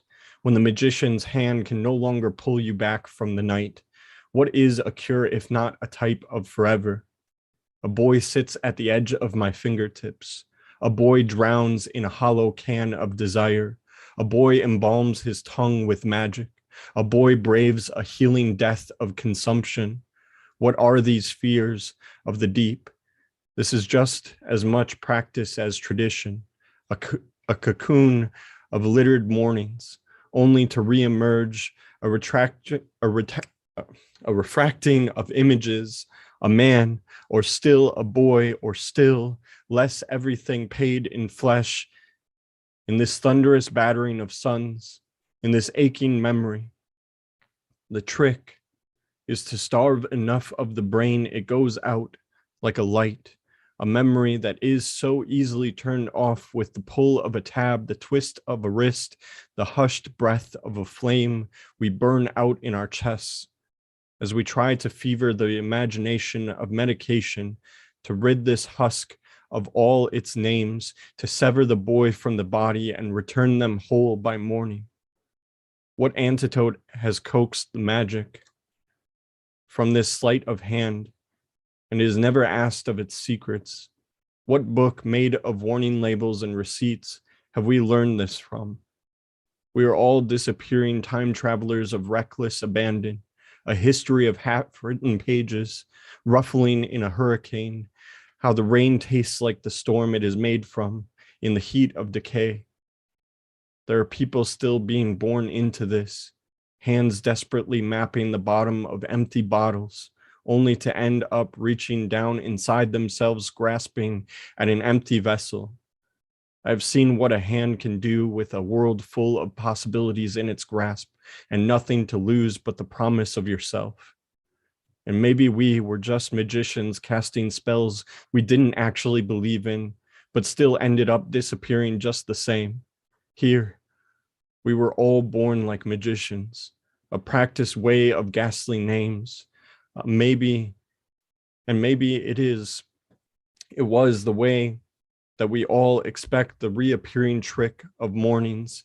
And maybe it is the bottle, the vessel, the things we dig elbows deep in just to pull out another night of forgiveness. But we can't apologize to the dead, and we can't conjure a cure from bones and call it an escape. In the land of Houdini, we unshackle our feet with our mouths, our arms with ice and teeth coated whiskey of burning chest, a show of fire we make of our breaths. We all are artists of escape, the tradition of a receding sea from our bodies, or that of the drowning artist. The illusion is never the act of disappearing. It is knowing that most never truly return from whence they were. So that is kind of unfinished. So I apologize for the roughness of that. This is Unlearning Love as Pain. Dear apologies. Did you know you were a symptom, a happening sharp as blood, who taught you my hush under? I learned of love and what love will ask of you. I know of the altar, an accomplice of words and skin and pain. I am only as theirs, and that of how they left me. Who will believe in these ghost stories, phantom pain hauntings of speech? How many exorcisms will release me from my body? I am no longer certain this was love, just a word I used to fill everything I was unable to keep of myself. If this is goodbye, then let it be a kind goodbye. Let it be safe to be again when it is safe. The worst of it still resides inside me. Even after we separated, the tendency to apologize for things I am not sorry for, just the skin I have learned to speak. I keep wondering how long I will remain in this relationship, even after you are gone. And the final one is The Boy, the Bottle, the Erasure. This is an erasure of the definition of erasure as defined by poets.org. Erasure, also known as blackout, a form of poetry wherein a poet erases, blacks out, or obscures, creating new from remains, a means of creating and of confrontation to existing. Self-medication like a boy remembering skin, pain editing the worst out in erasure. A line when all that is original is gone, but what existed was never truly theirs to keep. Thank you. And as Richie said, you can get my book, Atrophy of the Boy Who Became a Wishing Well. It is available by either direct message to me, and I can send you a signed copy with like cool little goodies, like little stickers and stuff. And then also, if you don't want that and you want to go like a easier route or whatever, you can also pick it up at 3mileharborpress.com, where they have available copies. So yeah, thank you all. And I appreciate you guys allowing me this space. All right, man, right on. And of course, as always, glad to have you. Yeah, man, lots of love in the chat. Feel free to keep that going as well. Thank you, Nathaniel. Can we give Nathaniel like a movie after we buy his book? Can we give him like a movie deal where he writes these wonderful movie scripts? I mean, this is like amazing, like what he wrote. It's just wow. Just want to listen. Powerhouse, absolutely, yeah. I'm with you. I'm with you, Ron. Something to think about, Nathaniel. You know, have you ever gotten screenwriting? No, I've thought about it, but I've never really dabbled in it. I know that like it deals more with the actual conversation between characters than the actual like setting and imagery. But yeah, I would love to learn if anyone wants to teach me. I smell future workshops coming on. That'd be pretty cool. Yeah, Ron, don't you deal with screenplay writing? I do. I'm actually going to hook you up. There is an organization that I work with, Art Defined. They helped me edit and produced one of my stage plays. So I'll hope you need to come to their workshops. If not, I'll definitely have it in the future on mine. So thank you for just making me more busy, like as if I don't have enough time. Thank you. More workshops. Yay. I love it. You're amazing as always, Ron. Honestly, thank you for everything that you do for the community, and thank you as well, Richie, for hosting this space. You both are awesome. Appreciate that. I love the way that worked out. There you go. Perfect. Man. Yeah. No, Nathaniel. Like some of your lines are just some of them. They're still well crafted that there's a pleasure in their unraveling. It's a weird way to say it, but just there's a feeling to it. Anyway, yo, let's keep going. We're gonna go from Wisconsin to the land of Cleves, where we do have urban cowboy poet UCP back with us, and we've missed you a little bit, man. It's been a little while, I think, since you've been able to make it on. The last time though, we got a copyright strike. Did you know that? on a YouTube channel. But it's okay. It's weird. It was your own stuff. But anyway, how you doing, Greg? Let's get you on. I think you might have to unmute. I'm unmuted. There you go. What's up, man? How you doing? I'm not doing great, so I canceled a couple appointments and quarantining myself for a couple days. Taking a test tomorrow, COVID test tomorrow. So, but I'm all right. I'm feeling pretty good. I'm just having a little fever. I don't have to go out in a 15-degree weather. Darn. I wrote some pilots for TV for sitcoms way back in another life, but those screenplays. This is kind of new stick. I've done it on a couple of shows. Pooch Poachers, an urban legend.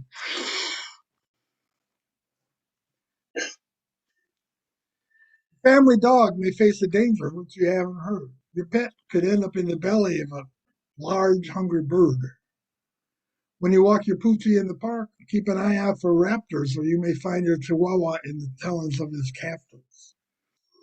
What Pooches are in danger of being stolen by an eagle? Any little breed of dog that's smaller than a beagle. Often Pinscher, Pomeranian, Pug, or Bichon Frise. The stalking lions of the sky can grab any one of these. The Nighthawk snatched a wiener dog, but it seems that he weren't done. He buzzed a picnic table for some mustard and a bun. Owlets are used to little food, slurping worms like they was noodles. They'd have it open really wide if Dad brought them home with food. You might not be aware there's also danger at the beach. Canine abduction happens when your dog's not on a leash. The shorebird could take your dog. You might say, like Hallie can, then watch your Yorkie flying by in the deep bill of a pelican. These hungry birds are super fast. You can bet on that. They swoop down from perch to pooch in just 2 seconds flat. Maybe you take an airplane trip with American Eagle as your carrier, while living American Eagle books a voyage for your carrier. Your puppies learn to play dead by studying possum culture. He might just fool a hawk or owl and wind up supper for a vulture. So, dog lovers, enjoy your pets, but you need to be aware. Watch them closely in the grass or watch them in the air. Thank you. You're saying people should do covers. I'm going to do a cover. Sure. You don't mind? I say I copied the cowboy poet's style, but I don't know if everybody's even familiar with the cowboy poetry. The poetry community sort of looks down on cowboy poets, but some of them, the imagery and the wordplay is great. I have read one by by Baxter Black, the most famous cowboy poet. But it's always all. I don't know why they restrict it to ranching life. That's why I had to make up my own genre. This one's Cow Attack. What happened to your pickup seat? Is that buffalo track? Well, I guess you had to be there. We had a cow attack. It all began with me when me and Roy went out to check the cows. We'd finished lunch and watched our soap and forced ourselves to rouse.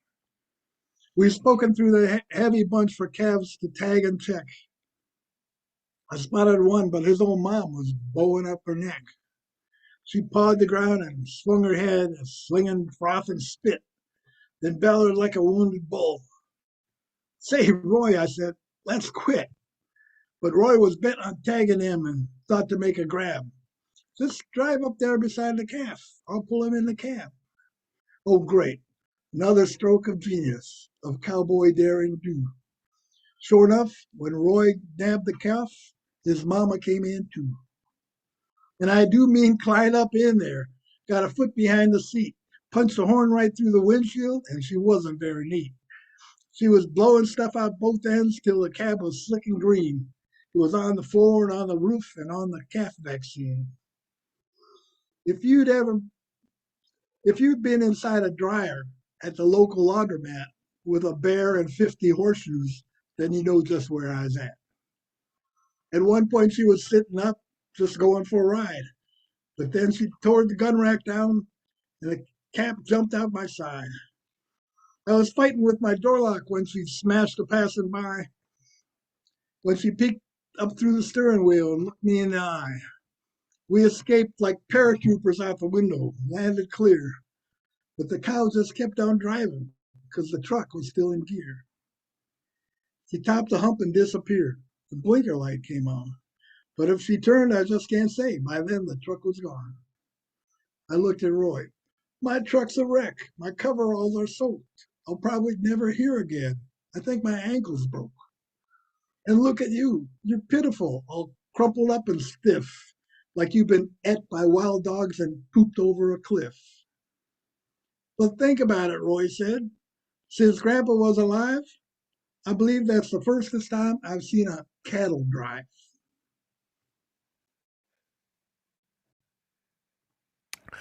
All right, man. Yeah, no hatness needed. You already had it. You're already rocking it. You can see why I got enamored with cowboy poetry. I mean, the imagery, the wordplay is just right. Lead up to the last pun. I love it. Hilarious, man. You got anything new you'd like to promote? Anything coming up? Or I like to promote that. January 29th, Word is Right on Saturday, the 29th of January. And you can see my videos on Urban Cowboy Poetry on Facebook and YouTube. Excellent. Yes, so check that out. UCP, Urban Cowboy Poetry, as you mentioned. Got a cough. Hold on. All right. Yeah, check it out. And also, he also has an upcoming BWOMS feature from when he was in El Paso.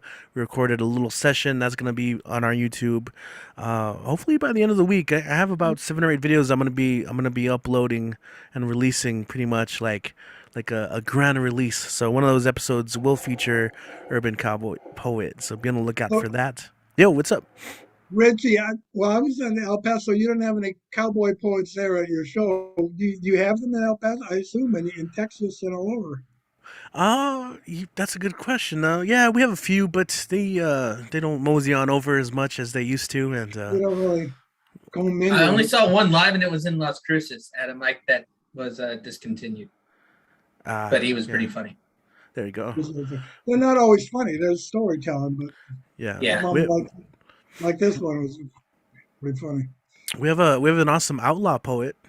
Missed that dude. See, Kit knows. Chauncey, if you're watching this, you gotta make it out to at least one of the online mics, man. Just to share your. We won't tell you what to do. We'll ask you nicely. Exactly. Yeah. No, Chauncey. Chauncey's the cowboy poet.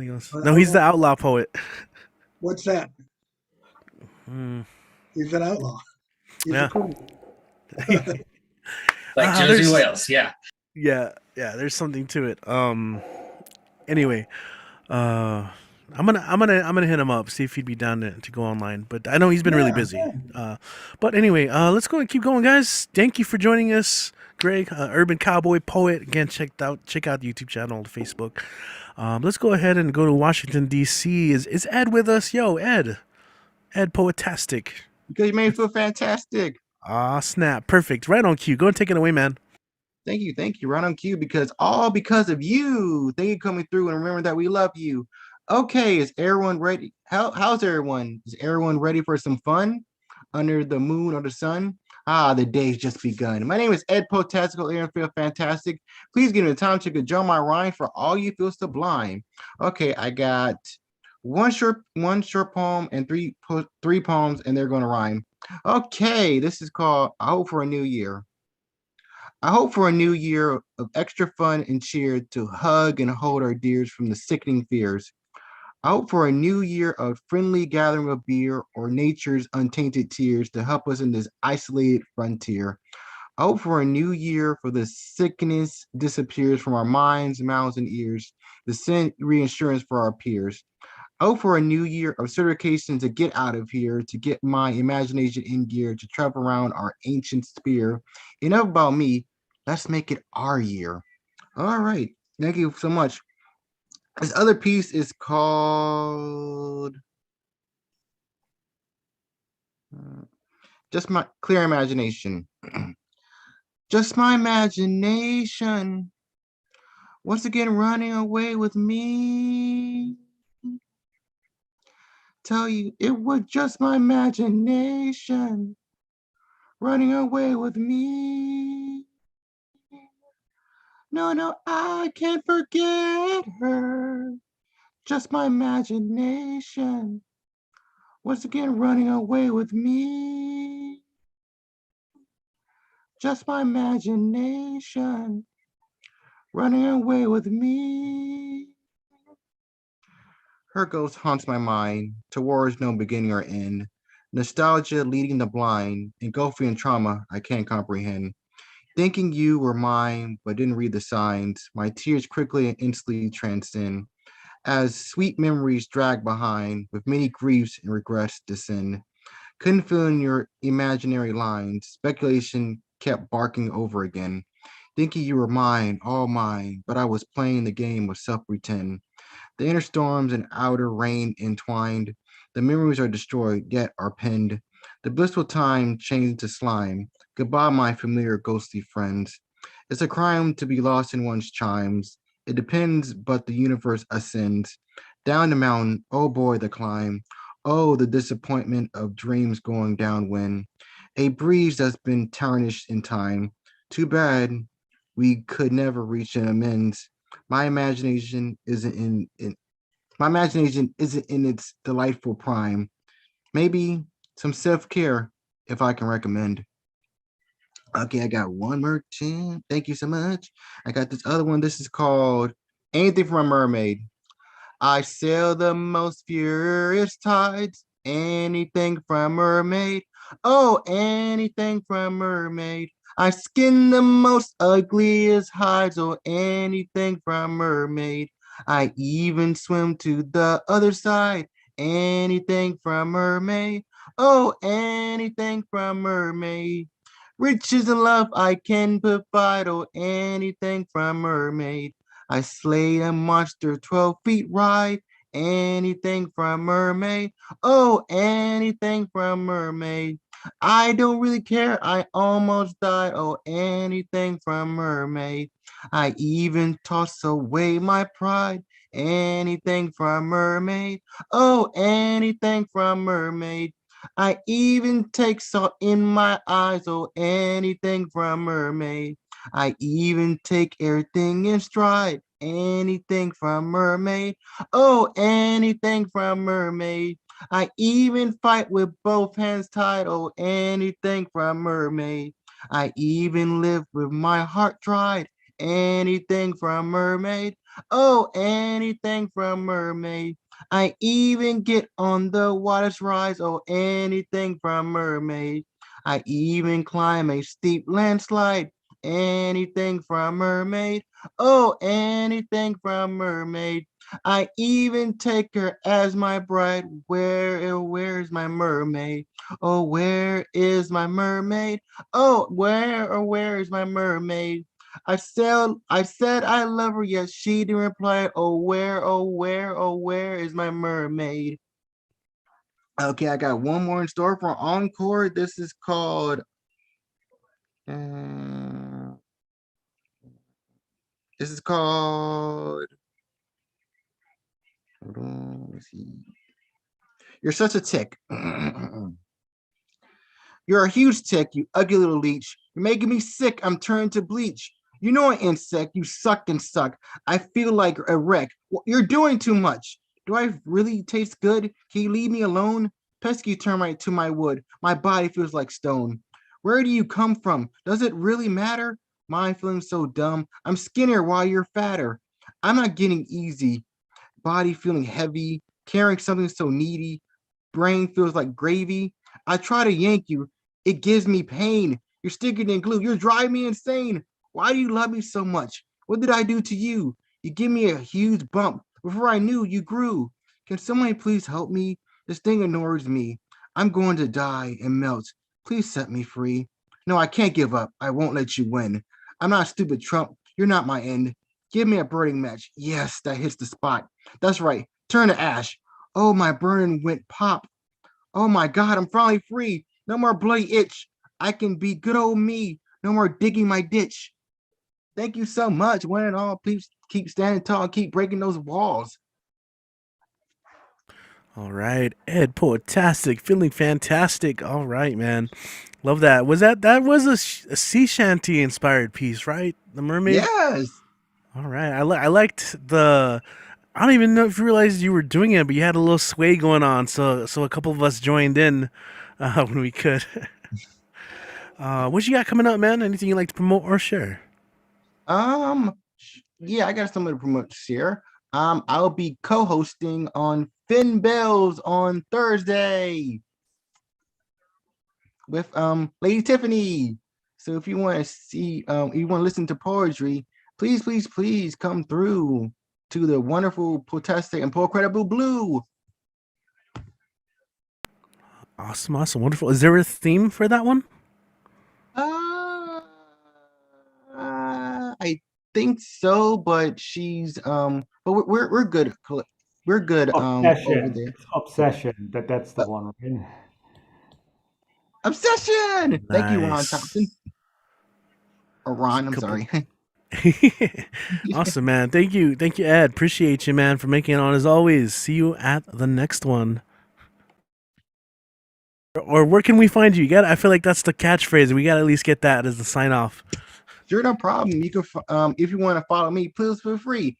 You can follow me at Eddie Foreman on Facebook, and you can find me at Eddie Foreman 92 on IG. And remember, if the mic is right, I'll be there to shine my poetic insight. If you send me a request, if you can take a guess, I'll click yes on your request. So I hope everyone has a stay healthy, safe, and bliss, and stay blessed. And remember to keep speaking the words outside of your chest. Wonderful. Thank you, Mr. Ed. Poetastic. All right, man. Always making us feel fantastic. Cheers. Salud. Got a little bit of coffee, late night coffee. Shout out to the night owls. But let's go ahead and keep going because we got some more peeps. I want to make sure they all get on and get on time. And we're gonna go ahead and go to the West Coast, to the land of poetry. And I'm just reading because that's how you signed up. We got Finn Bell in the house. Already got the shout out. It worked out perfectly too. So Finn, welcome back. How are you doing tonight? Good, because I'm following Eddie Poetastic and everything is fantastic. So I'm gonna try to share a few pieces. There's no theme to them. They're just willy-nilly. Yeah, it's great. So I'm gonna try to sing for this first one. This one goes out to Mr. Tesasomok. I don't know why I'm dedicating to Mr. Tesasomok, but I feel like it's a song for Mr. Tesasomok. I was dancing with my darling to the Tennessee waltz when an old friend I happened to see. I introduced her to my loved one, and while they were dancing, my friend stole my sweetheart from me. I remember the night and the Tennessee waltz. Now I know just how much I have lost. Yes, I lost my little darling the night they were playing the beautiful Tennessee waltz. Okay, that's as long as I'm gonna go with that one. I don't know, I just felt like singing that one. Blame the ginger tea. Okay, so the next thing I was gonna share, short piece. I did this at Martin Gray's Humor and Poetry workshop for the Poetry Academy, PGN. It's called Brittle Eaves. A pill bottle with a cap that would defy me is a sprouting wing insult, not a thing of growing older. These wrists were the brittle eaves meant for fluttering of morning dove fingers in and out as they pleased, not concerned with decline lining the concrete below. Birds touch prong toes to the ground but a moment and spend the rest of their life fleeing that container cracked, spill oblong, bitter shapes, stare up at bodies in flight. And then I wanted to finish off with poems from my friend who came out with a poetry book. She usually writes prose, but she came up with a poetry book, I would say about 4 years ago. It's called Childhood, That Ephemeral Summer. Her name is Ana Galvan. So her poem is called La Película de Miedo, the horror movie. Okay, excuse the first reading in Spanish. La película de miedo. Qué horror, qué miedo. Porque lo vemos. La noche oscura, las ventanas abiertas. No se oye un ruido. No se mueve el viento de la pantalla troglodita. Salen imágenes de terror que nos quitan el aliento, un chillido, un coche que no marcha. Los coches americanos nunca marchan cuando hay que salir corriendo. Una rubia perseguida. And my dogs don't like me to do this in Spanish. You can tell. Can you tell? Una rubia. I'm sorry. Wolf. Okay. Oh, Lordy. You want to go to another person? I know, hecklers. Good Lord. Un enmascarado con hacha. Corre, corre. Gritamos desde el otro lado de la pantalla. No nos oye. La rubia no nos oye. Entonces la insultamos, pero idiota, sal de coche.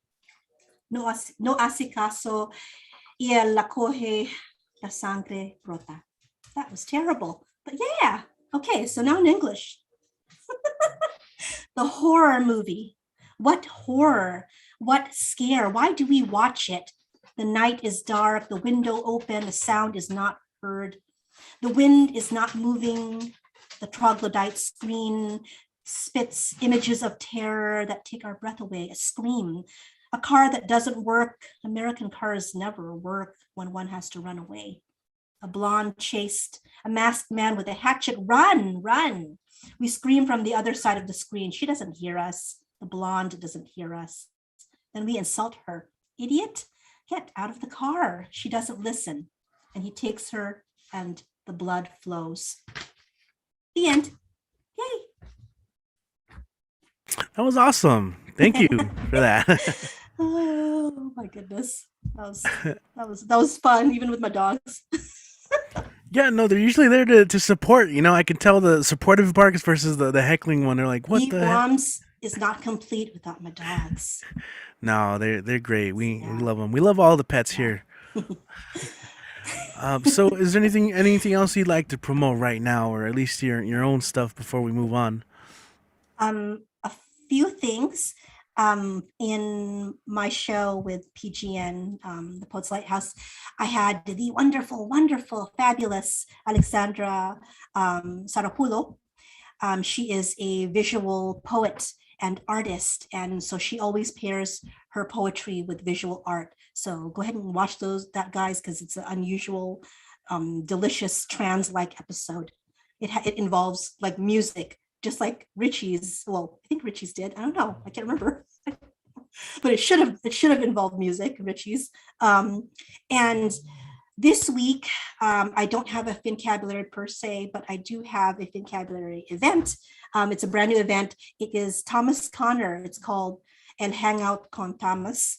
It's this coming Wednesday. And the roster is already full, but you guys can come and watch. The audience roster is still available. And then next week, I have Oso Lobo, Bear Wolf, hosting a theme for Fincabulary, regular Thursday Fincabulary, called The Music of Our Lives. So bring your music poems. It's going to be an awesome night because Bear, that's it. Thanks so much, guys. Oh, awesome. Thank you. I'm looking at my calendar right now. I was like, I got to make that one. Yes. I'm going to make more an effort. Yes. Awesome. Thank you. Finn. And I did perform with music. I used my looper. I don't know if I used my flute though. I can't remember, but that was a fun episode. But yeah, You did, because of the wind. Mm-hmm. The wind sounds. Yes. Okay. I'm Awesome. excited today. You can tell I had my coffee/ginger tea. Oh, yes. Perfect. Awesome. Same here. Got my Verbal cool. diarrhea. Yeah. Nah, it's all good. That we're here just to enjoy our stuff. I got my bibliophile mug there. Hell yeah. Once again, cheers everyone. All right, so we got some more peeps. We're actually going to go from the West Coast to the East Coast and stop in Jersey, where we have Terry Rose just joined us and is going to read a little something. So as always, it's great when Terry can make it on. How are you doing today? I'm good. How are you? Excellent. This show is kind of moving by kind of faster than usual, so I'm digging it. But I'm as always digging all the songs, all the stories, all the poems. So you're gonna add to that. Glad to have you here. Thank you. I was going to read this thing I wrote about my dog, since we heard dogs barking, and I thought, oh, perfect. Intro to my dog poem. My creature, Violet. Creature from the Black Lagoon, Violet, the dog is coming soon. All because I left the room. She follows closely behind, looking for any food she can find. If you turn around too fast, you may step on her paws at last. Violet lets out a squeal if I don't remove her paw from my heel. Damn it, doggy, why you gotta be so froggy? Jumping up every time I move. Can't you just chill in the groove? After me, you're relentlessly bound. Fate dealt you a better hand than the brutal life at the pound. Where we first encountered, eyes met, You knew you no longer had to be lonely or fret. An adorable, pathetic, spotty runt set apart to forever hold a place in my heart.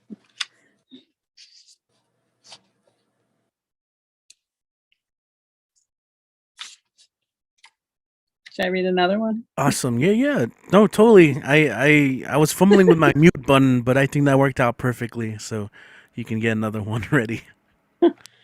I need glasses as my vision has become impaired, sense of smell stronger to compensate, not an even trade-off. Sense of feeling that something is wrong to an obsession, overstimulated, causing me to shut down, retreat to bed. Intuition, usually spot on, but not always trusted, always regret. Hear my thoughts in my head to the point of silencing them on purpose for some peace, wanting to pursue happiness, not sure what that is or what makes me content. Sustainability. Will I ever be satisfied? Striving to be better in this life? Getting older, time running out? When is enough enough? Servitude, mission project, missionary, liposuction, Botox injection, diet, CrossFit training, yoga, massage, art therapy, therapeutic poetry, counseling, prayer, satisfaction, dissatisfaction, anger, frustration, exhaustion, letting it all go.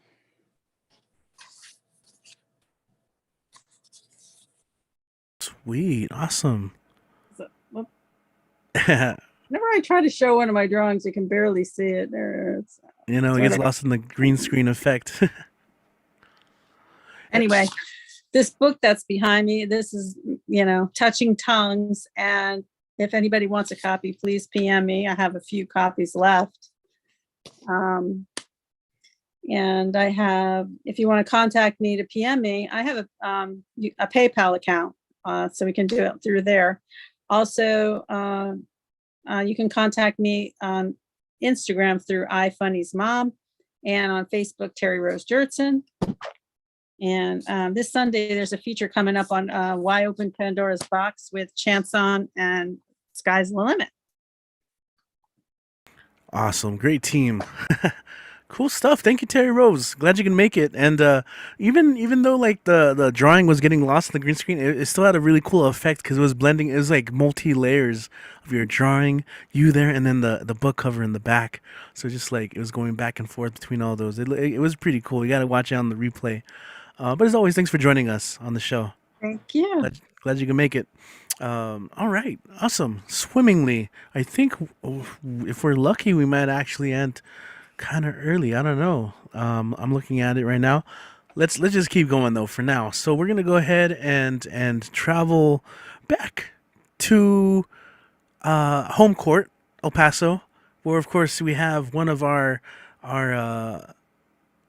homies, one of our hosts, one of our legends, right? The man of many hats, including the hat. We got Kit Wren up next. What is up, Kit? How you doing tonight? Feeling good? Oh, I'm feeling great. Georgia's national title winner for the first time in 14,000 days. So that's fun. Good for them. You can tell from the shirt that I care too much about college athletics. But that has nothing to do with my actual poems. But I have two of mine and then two covers. Since we got time, let's stretch it. I am present as requested at an awards banquet where I am led to believe I am a betting favorite. As a brief aside, the discovery of betting markets for regional literary awards has profoundly changed my life. Thanks to a 50-to-1 parlay of the National Book Award winner for translated literature and the Prix Goncourt, I am dressed to the nines, wearing a morning suit for the first time since my aunt's wedding when I was 14. But the doorman stops me and tells me that I'm not on the list. He does not believe me when I tell him who I am. He calls me a Jim Dandy like it's 1946. He says nobody dressed like me could possibly have something interesting to say. I show him my ID and he spits on it. He has all of Mr. Wren's books, he says, and he finds this ruse disgraceful. He gets ready to spit in my face again. He must be part camel. He takes too long in the windup though, and I run away. It's okay. I know the bar staff on the second floor. They razz me a little for the suit. They ask where my date is. but they listen patiently and sneak me in. Kids, always tip well. I am in the bathroom to see my shadow accept my award, dressed like he lives in a train station. The betters are happy. I should be happy. He says vulgar things that I agree with. I shouldn't want to argue, but I do. I'm pissed, not at my shadow. I regard him fondly. Like a misbehaving dog, even his faults are great conversation starters. I am pissed, though, at all the people who told me to hide him my entire life, who are now giving him a plaque. That's my goddamn plaque. At the very least, it was a collaborative effort. Are they rewarding me, him, for ignoring them? Like riddle-telling trolls? My shadow is on the dais, drinking clear liquor. Oh no. Setting personal scores with people I have mostly succeeded in forgetting. I've been told that to carry on like that makes me tedious and small-minded. But everybody is laughing like jackals at his recollection of our ex-girlfriend. This is dangerous. I pray that he avoids a certain 4-letter word, but he steers right into it. I knock back a complimentary whiskey and brace myself for the shock and anger, but the room applauds. I can't tell if I'm relieved or scandalized. Don't encourage him. Don't let him wallow. They're eating it up. My shadow is the only shadow in the ballroom.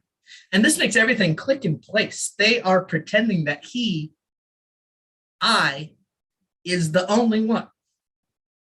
I'm onto this scheme. And if there's one thing I can't stand, it's a fucking scheme. I stand and holler the first thing that comes to mind, which is a bit from Hawthorne. On every face, I see a black veil. The quote echoes because my shadow is saying it too. He bro nods at me from the dais. I bro nod back. I'll see you at the house, he says. The crowd murmurs. We broke the illusion. They're arguing in whispers about which of us is real. We both are, you stupid idiots, says my shadow. And I note with appreciation the skill with which my shadow has played the long game, tracked everyone on the losing slide, but made them give him a plaque first. I make my way out through the kitchen before the security guard can hawk one at me again. It's sad, truly. All these people who are not friends with their shadows. How do they know who they are? How do they know where they end?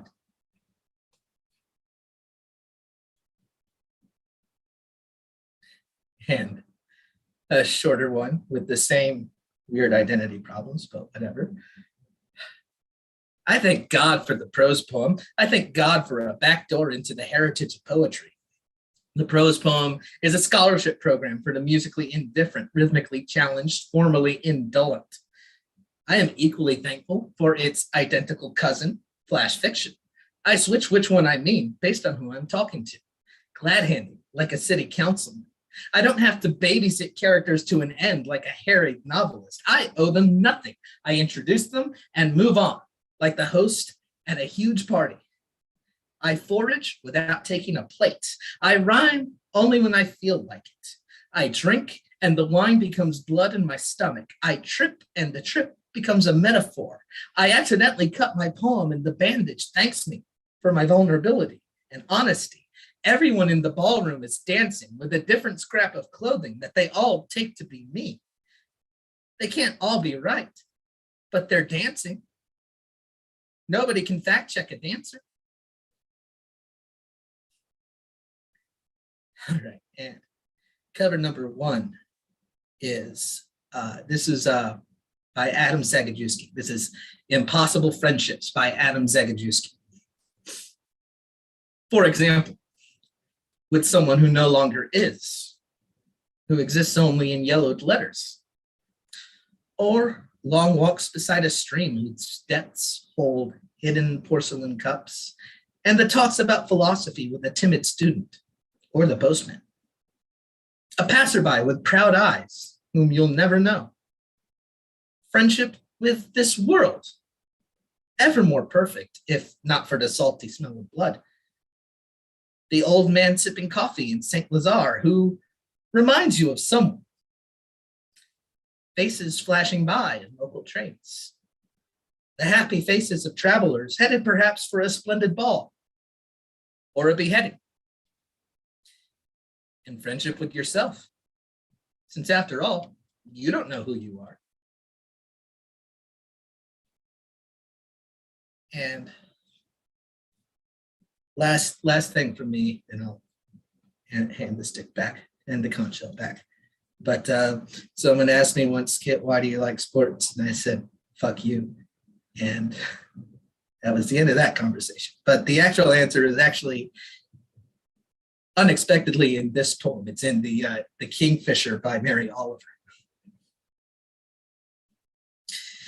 The kingfisher rises out of the black wave like a blue flower. In his beak, he carries a silver leaf. I think this is the prettiest world so long as you don't mind a little dying. How could there be a day in your whole life that doesn't have its splash of happiness? There are more fish than there are leaves on 1,000 trees. And anyway, the kingfisher wasn't born to think about it or anything else. When the wave snaps shut over his blue head, the water remains water. Hunger is the only story he has ever heard in his life that he could believe. I don't say he's right. Neither do I say he's wrong. Religiously, he swallows the silver leaf with its broken red river with a rough and easy cry I couldn't rouse out of my thoughtful body if my life depended on it. He swings back over the bright sea to do the same thing, to do it as I long to do something, anything, perfectly.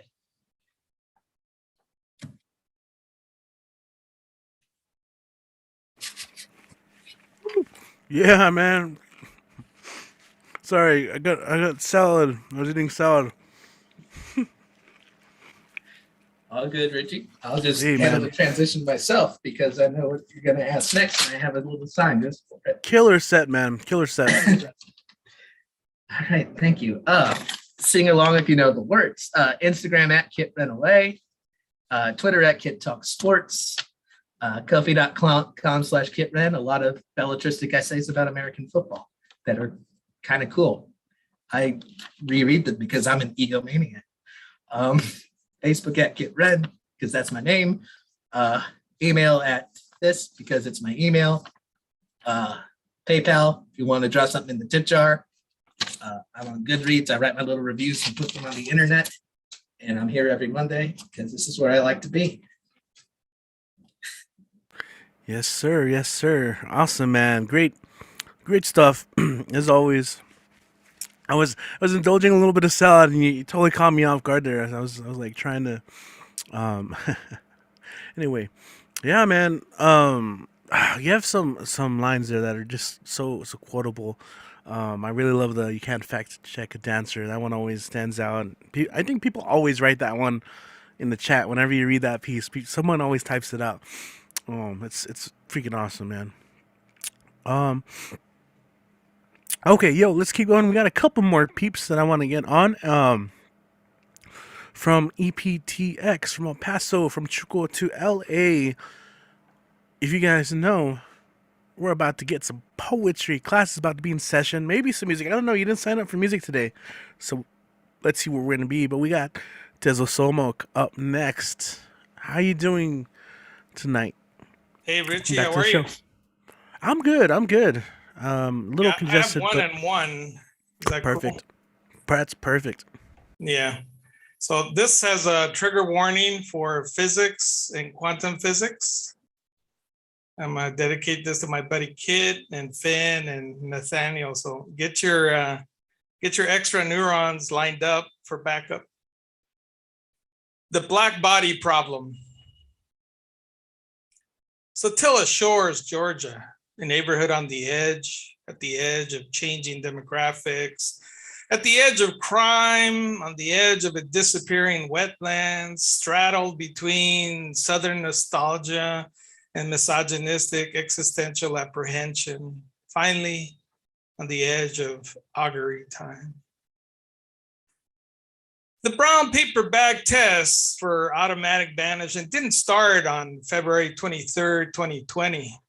It's been there, lingering at the entrance of social functions wherein a brown paper bag was stuck at the door and anyone darker than the bag was denied entry. It's been there with the yellow poplars whose lifespan can be 300 years, longer than the American occupation whose mixed race children from white masters were given privileges ranging from more desirable work to keeping lighter skinned slaves inside and all others in the fields. It's been there with the arrival of the Spanish in 1568 and the deployment of their genocidal automatic banishing mission system on the Macama First Nation via enslavement and depletion by diseases.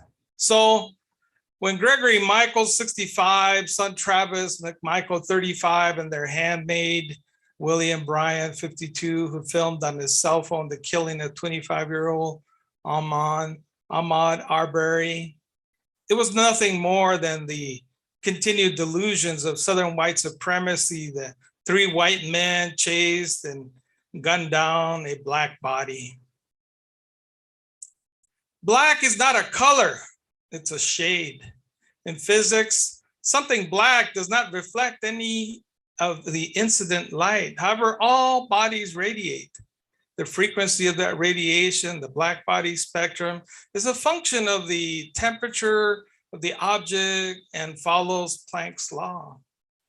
It's recognized, if you plot the well-known equation, you get the normalized, it is recognized as white, but it really is black. That's the light that we see in the middle of the day at 5237 Kelvin. White bodies only appear white when they are illuminated by white light. If you shine red light on a white body, object doesn't change color, you see it as red. When you look at an object, what you see is the interplay between the color of the incident light and the surface reflectivity. Black bodies have a color corresponding to their temperature. Colder equals redder, Planck white somewhere in the middle at 5500 Kelvin, and a clear blue sky at 10,000 Kelvin. The original problem stated in 1859 by Kirchhoff, how does the intensity of the electromagnetic radiation emitted by a black body, a perfect absorber known as a cavity radiator, depend on the frequency of the radiation, the color of the light, and the temperature of the body? Planck wanted to find a more natural set of units in which gravity, G, and similar fundamental constants are exactly equal to 1. Perhaps an essentialist necessity he inherited from his paternal great-grandfather and grandfather, who were both theology professors at Göttingen. The search for unity or perhaps purity as expressed by the monotheism of his youth. In 1900, he discovered that energy can only be transmitted in small packets of prescribed size, which he termed quanta. Dr. Edmund Donahue, who performed an autopsy on the 25-year-old, told jurors Arbery was struck by 2 of the 3 shotgun rounds fired at him in February after he was chased down by 3 white men currently on trial for his murder. The first shot at close range tore through an artery in Arbery's right wrist and punched a large hole in the center of his chest. The second shot missed entirely. The third shot ripped through a major artery and vein near Arbery's left armpit and fractured bones in his shoulder and arm. The pellet spread like the Heisenberg single slit experiment, where the wider the slit doesn't impede the traveling matter, but the tighter slit will make a larger scatter pattern, much like it did in Arbery's chest. On November 16, 2021, firearms expert Brian Leopard with the Georgia Bureau of Investigation showed the jury a 12-gauge shotgun shell, a type of rim, cylindrical straight wall cartridge, typically loaded with numerous small pellet-like spherical sub-projectiles called Quanta. On January 7, 2022, Glynn County, Georgia Judge Timothy Waltz sentenced the three men convicted of murdering Ahmaud Arbery. He took a few moments, so he did it with silence. Waltz mentioned 1 minute would represent a fraction of the time that Ahmaud Arbery was running in Satilla Shores. The interaction between Arbery and the three men was closer to 5 minutes. His silence signaled an attempt to return in time, as if it was possible to undo the harm and restore totality and unity. Much like Planck's time, the time taken for a photon to travel along a Planck length, the shortest possible length that can be measured. This time is therefore the shortest possible time interval to be measured. That's 5.39 times 10 to the minus 44 seconds. The time Planck estimated the universe started to evolve after the Big Bang. Space, time itself is quantized at the level of the Planck length, the Planck time appearing chunky rather than smooth and continuous. Today, there are four fundamental forces: gravity, electromagnetism, and the strong and weak nuclear forces. Like Judge Watley, he looked backward in time through the first moments after the Big Bang, the universe hot and dense, that these forces merged into each other. Before the Big Bang, the forces looked as if they look today. The judge seemed to be searching for that moment when there was no distinction between electromagnetic and weak forces. Prior to 10 to the minus 36 seconds, these were joined by the strong force as well. At this point, gravity was still a separate force. We find that prior to the Planck time, gravity was also merged into other forces. It was only at that Planck time, around 5 times 10 to the minus 44 seconds after the Big Bang, that gravity became a separate force we see today. For that Planck time, all forces would have failed. That was the moment the judge saw on Arbery's black body, and Arbery's black body may have been able to reflect the matter shot at it.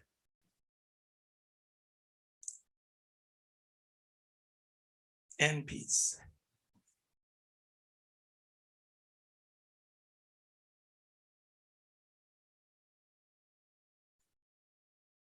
All right.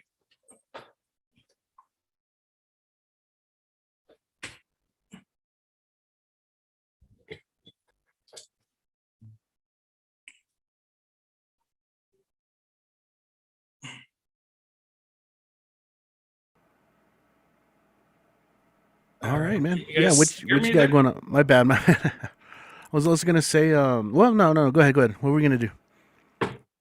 No, go ahead. I didn't know if people were shocked or I lost a connection or something. No. Okay.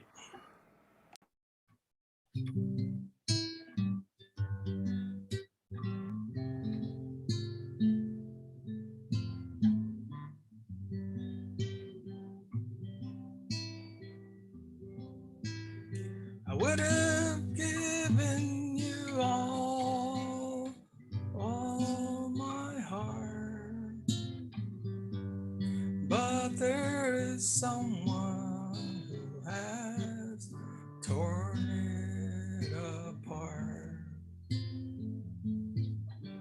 and she's taken just all that I have. But if you want one, oops, if you want it, I'll try and love again.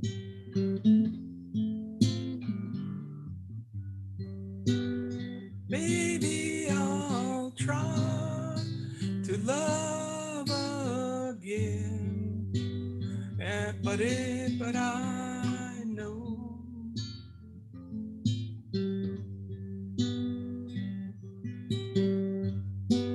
the first call is the deepest, baby. I know the first cut is the deepest. When it comes to being lucky, she's cursing. When it comes to loving me, she's worth.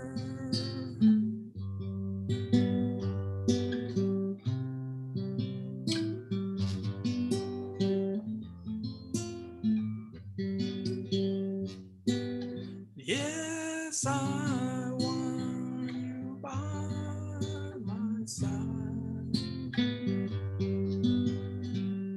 just to help me dry the tears that I cry. And I am sure going to give you a try. 'Cause if you want, I'll try to love again. Baby, I'll try to love again. But I know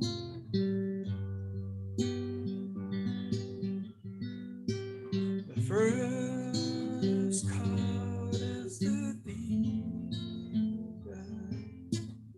Baby, I know the first cut is the deepest.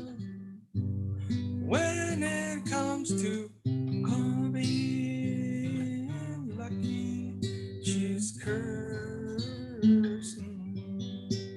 When it comes to be loving me, she's worth.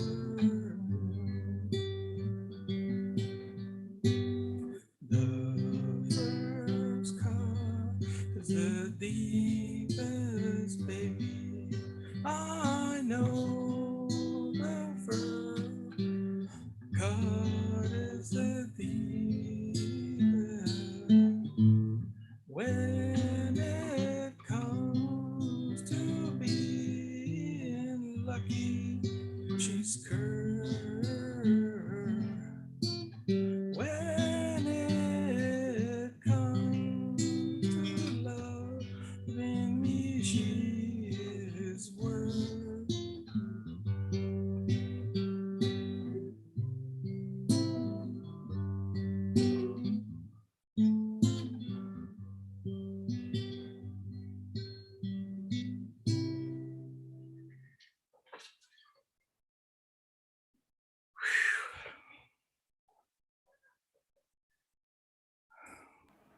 Nice deep cuts, man. Coming from the deep cuts. Yeah. Wow. Nice. Also, I'm looking at Well the done. looking at Kit's quote right here. First cut is deepest, but the second one gets infected. Oh no. All right, Tez. What do you got coming up? I see that you've been getting a lot of stuff accepted lately, and you've been doing some AI art poems. Yeah, I've That been seems doing lots interesting. of crazy stuff. Yeah. So I've got two pieces. The one was one is it's called 6logic.com, and they featured one of my piece called Unforgettable Sardines. But I really liked their premise of the site, which was production of poetry for people in the hospitality industry. And obviously, at some point, I worked many painful hours in the hospitality industry. So I was really pleased that such a magazine existed, and that, that's something I have never would have heard of. And then the second piece was my Kyle Rittenhouse piece was accepted in Molly House, and it was interesting that they were specifically looking for BIPOC authors, and so that piece, I thought that piece would have been really hard to get placed, and it did get placed. I'm really excited about that, and then folks can follow me on Instagram under Gashes 2019. Was there any feedback on that first piece? It was a little bit tough. I'll have to relive it. I was looking up because we did have a poet. It just reminded me of someone from a year back or so who wrote an Ahmad piece. But definitely some feedback in the chat though. I'll take a look at it. Yeah. Thank you, Tez. Appreciate it, man. All right, guys. Cool. Sweet. Yeah, I like Ron saying here. Some love here. Become the official closer, ending performer at BWOMS. That soothing music. Yeah, your takes. Loving the takes for sure. With that said, we do have that is a closer, right? And we're done. Just kidding. We have one more person. He is the closer of BWOMS, and he's ready, right? Yeah, Yes. ready when you are. All right, man. You could be a little more excited about it, but okay. Guys, let's go ahead and our last performer of the night. Let's go ahead and welcome to the stage to the. Oh no, Dan, get that checked out. It's not good. Don't like that cough. While you do that, get some batteries for your smoke detector. Okay, no. Let's go ahead and welcome Dan the Man to the stage. Go ahead and take it away, man. How's everybody doing tonight? Yep. Click. I'm gonna make this quick. Like something with a beam. Well, I like some ice cream. Have some whipped cream. Call it a Sunday. Oh, that'll be a fun day. Well, I don't know about the bloodstream, but heading towards downstream. Well, it looks like mainstream or something like a moonbeam. Well, some points to redeem. Or we still have a Taco Supreme with sour cream. There's Taco Bell. Okay. Well, yeah. I'll look forward for the fifth Scream this Friday. Yeah, horror, that's a theme. Well, the Cowboys, yeah, that's a team. And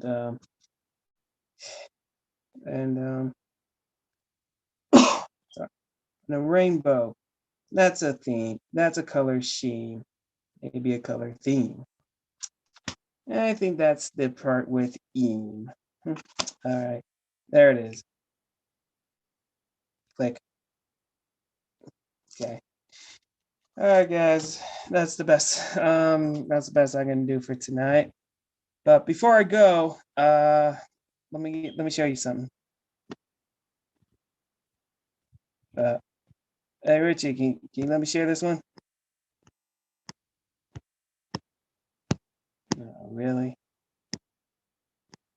It's Should be good now, Dan. available, man. You're good. Should be good now, Dan. Mm-hmm.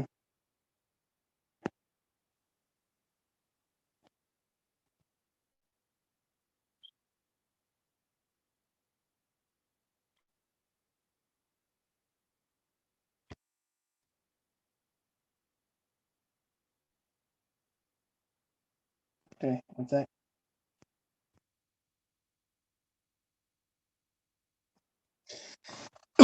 Okay. Everybody check out, I already did my 33rd birthday tribute to singer-songwriter Frank Rice from Lost Curses. Now he's hitting Nashville. Well, you should hear the CD every time it goes. The different kind of country. And yep, just for a minute, then Tequila Mockingbird and Stereo.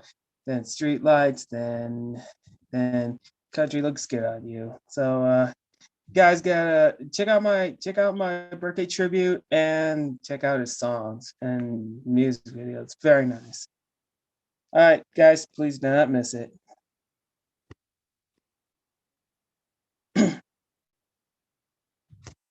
Okay. All right, that's it. I'll think of something next Monday. Give me 1 minute. Do you take requests? That was so short today. Everything okay with you, Dan? I had a long day. That's a Yeah, long man. story.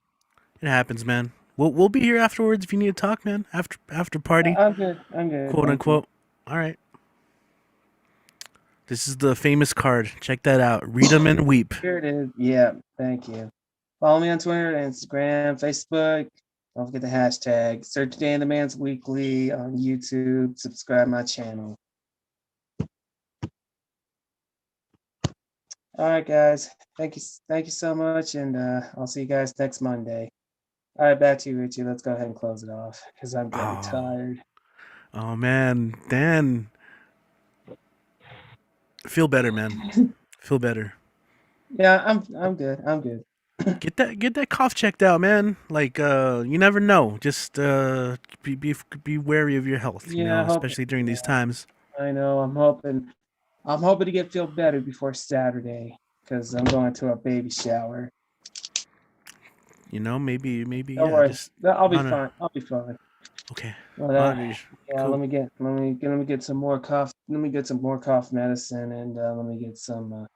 And yeah, I'll try to get tested. But the problem is, it's a long line.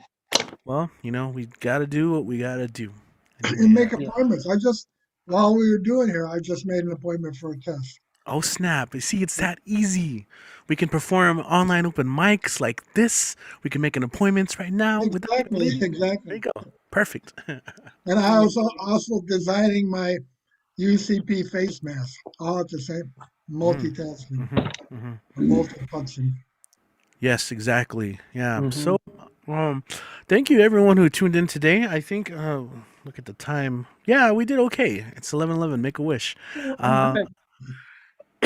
So shout out to everyone who performed as always. My heart goes out to everyone who couldn't make it tonight, who signed up, and you know, as always, we'll be back next week. So it's not the end of the world, but you know, kind of going off of what we were just saying, just take care of yourselves. By doing so, you get to take care of others, and like I think Lee said right now in the chat, you know, the ones you love. That's what we're trying to do here, and that's why. Obviously, aside from all the other things we've been praising these online mics for, is just the opportunity to still create and collaborate and share work, kind of without having to get too wild out in the world. So let's just keep doing that. Shout out to all the love from everyone. Again, thanks to everyone who tuned in the live stream. Sandy, Samuel, Amanda. You know, if you're checking us out, we miss you. I know you sign up, but I know also you work late. Andres, as always, definitely respect your feedback. We're definitely talking about that here, so just letting you know. Appreciate that. Yes, and if you're watching this later, go ahead and subscribe, like the video. And I hate to say these things, but that just it gets the video out there so more people can see this. As always, we're gonna go ahead and end the live stream. So we're gonna say bye to you guys. But this space is kind of also open afterwards. So even if you're watching and you just want to hang out with us, we just kind of sit around and talk about anything and everything. It's mostly chill. You know, as long as you want to stay up, if you need a little sounding board, anything like that. But for the Barbed Open Mic series, we will see you guys next time. Peace. Thanks for tuning in.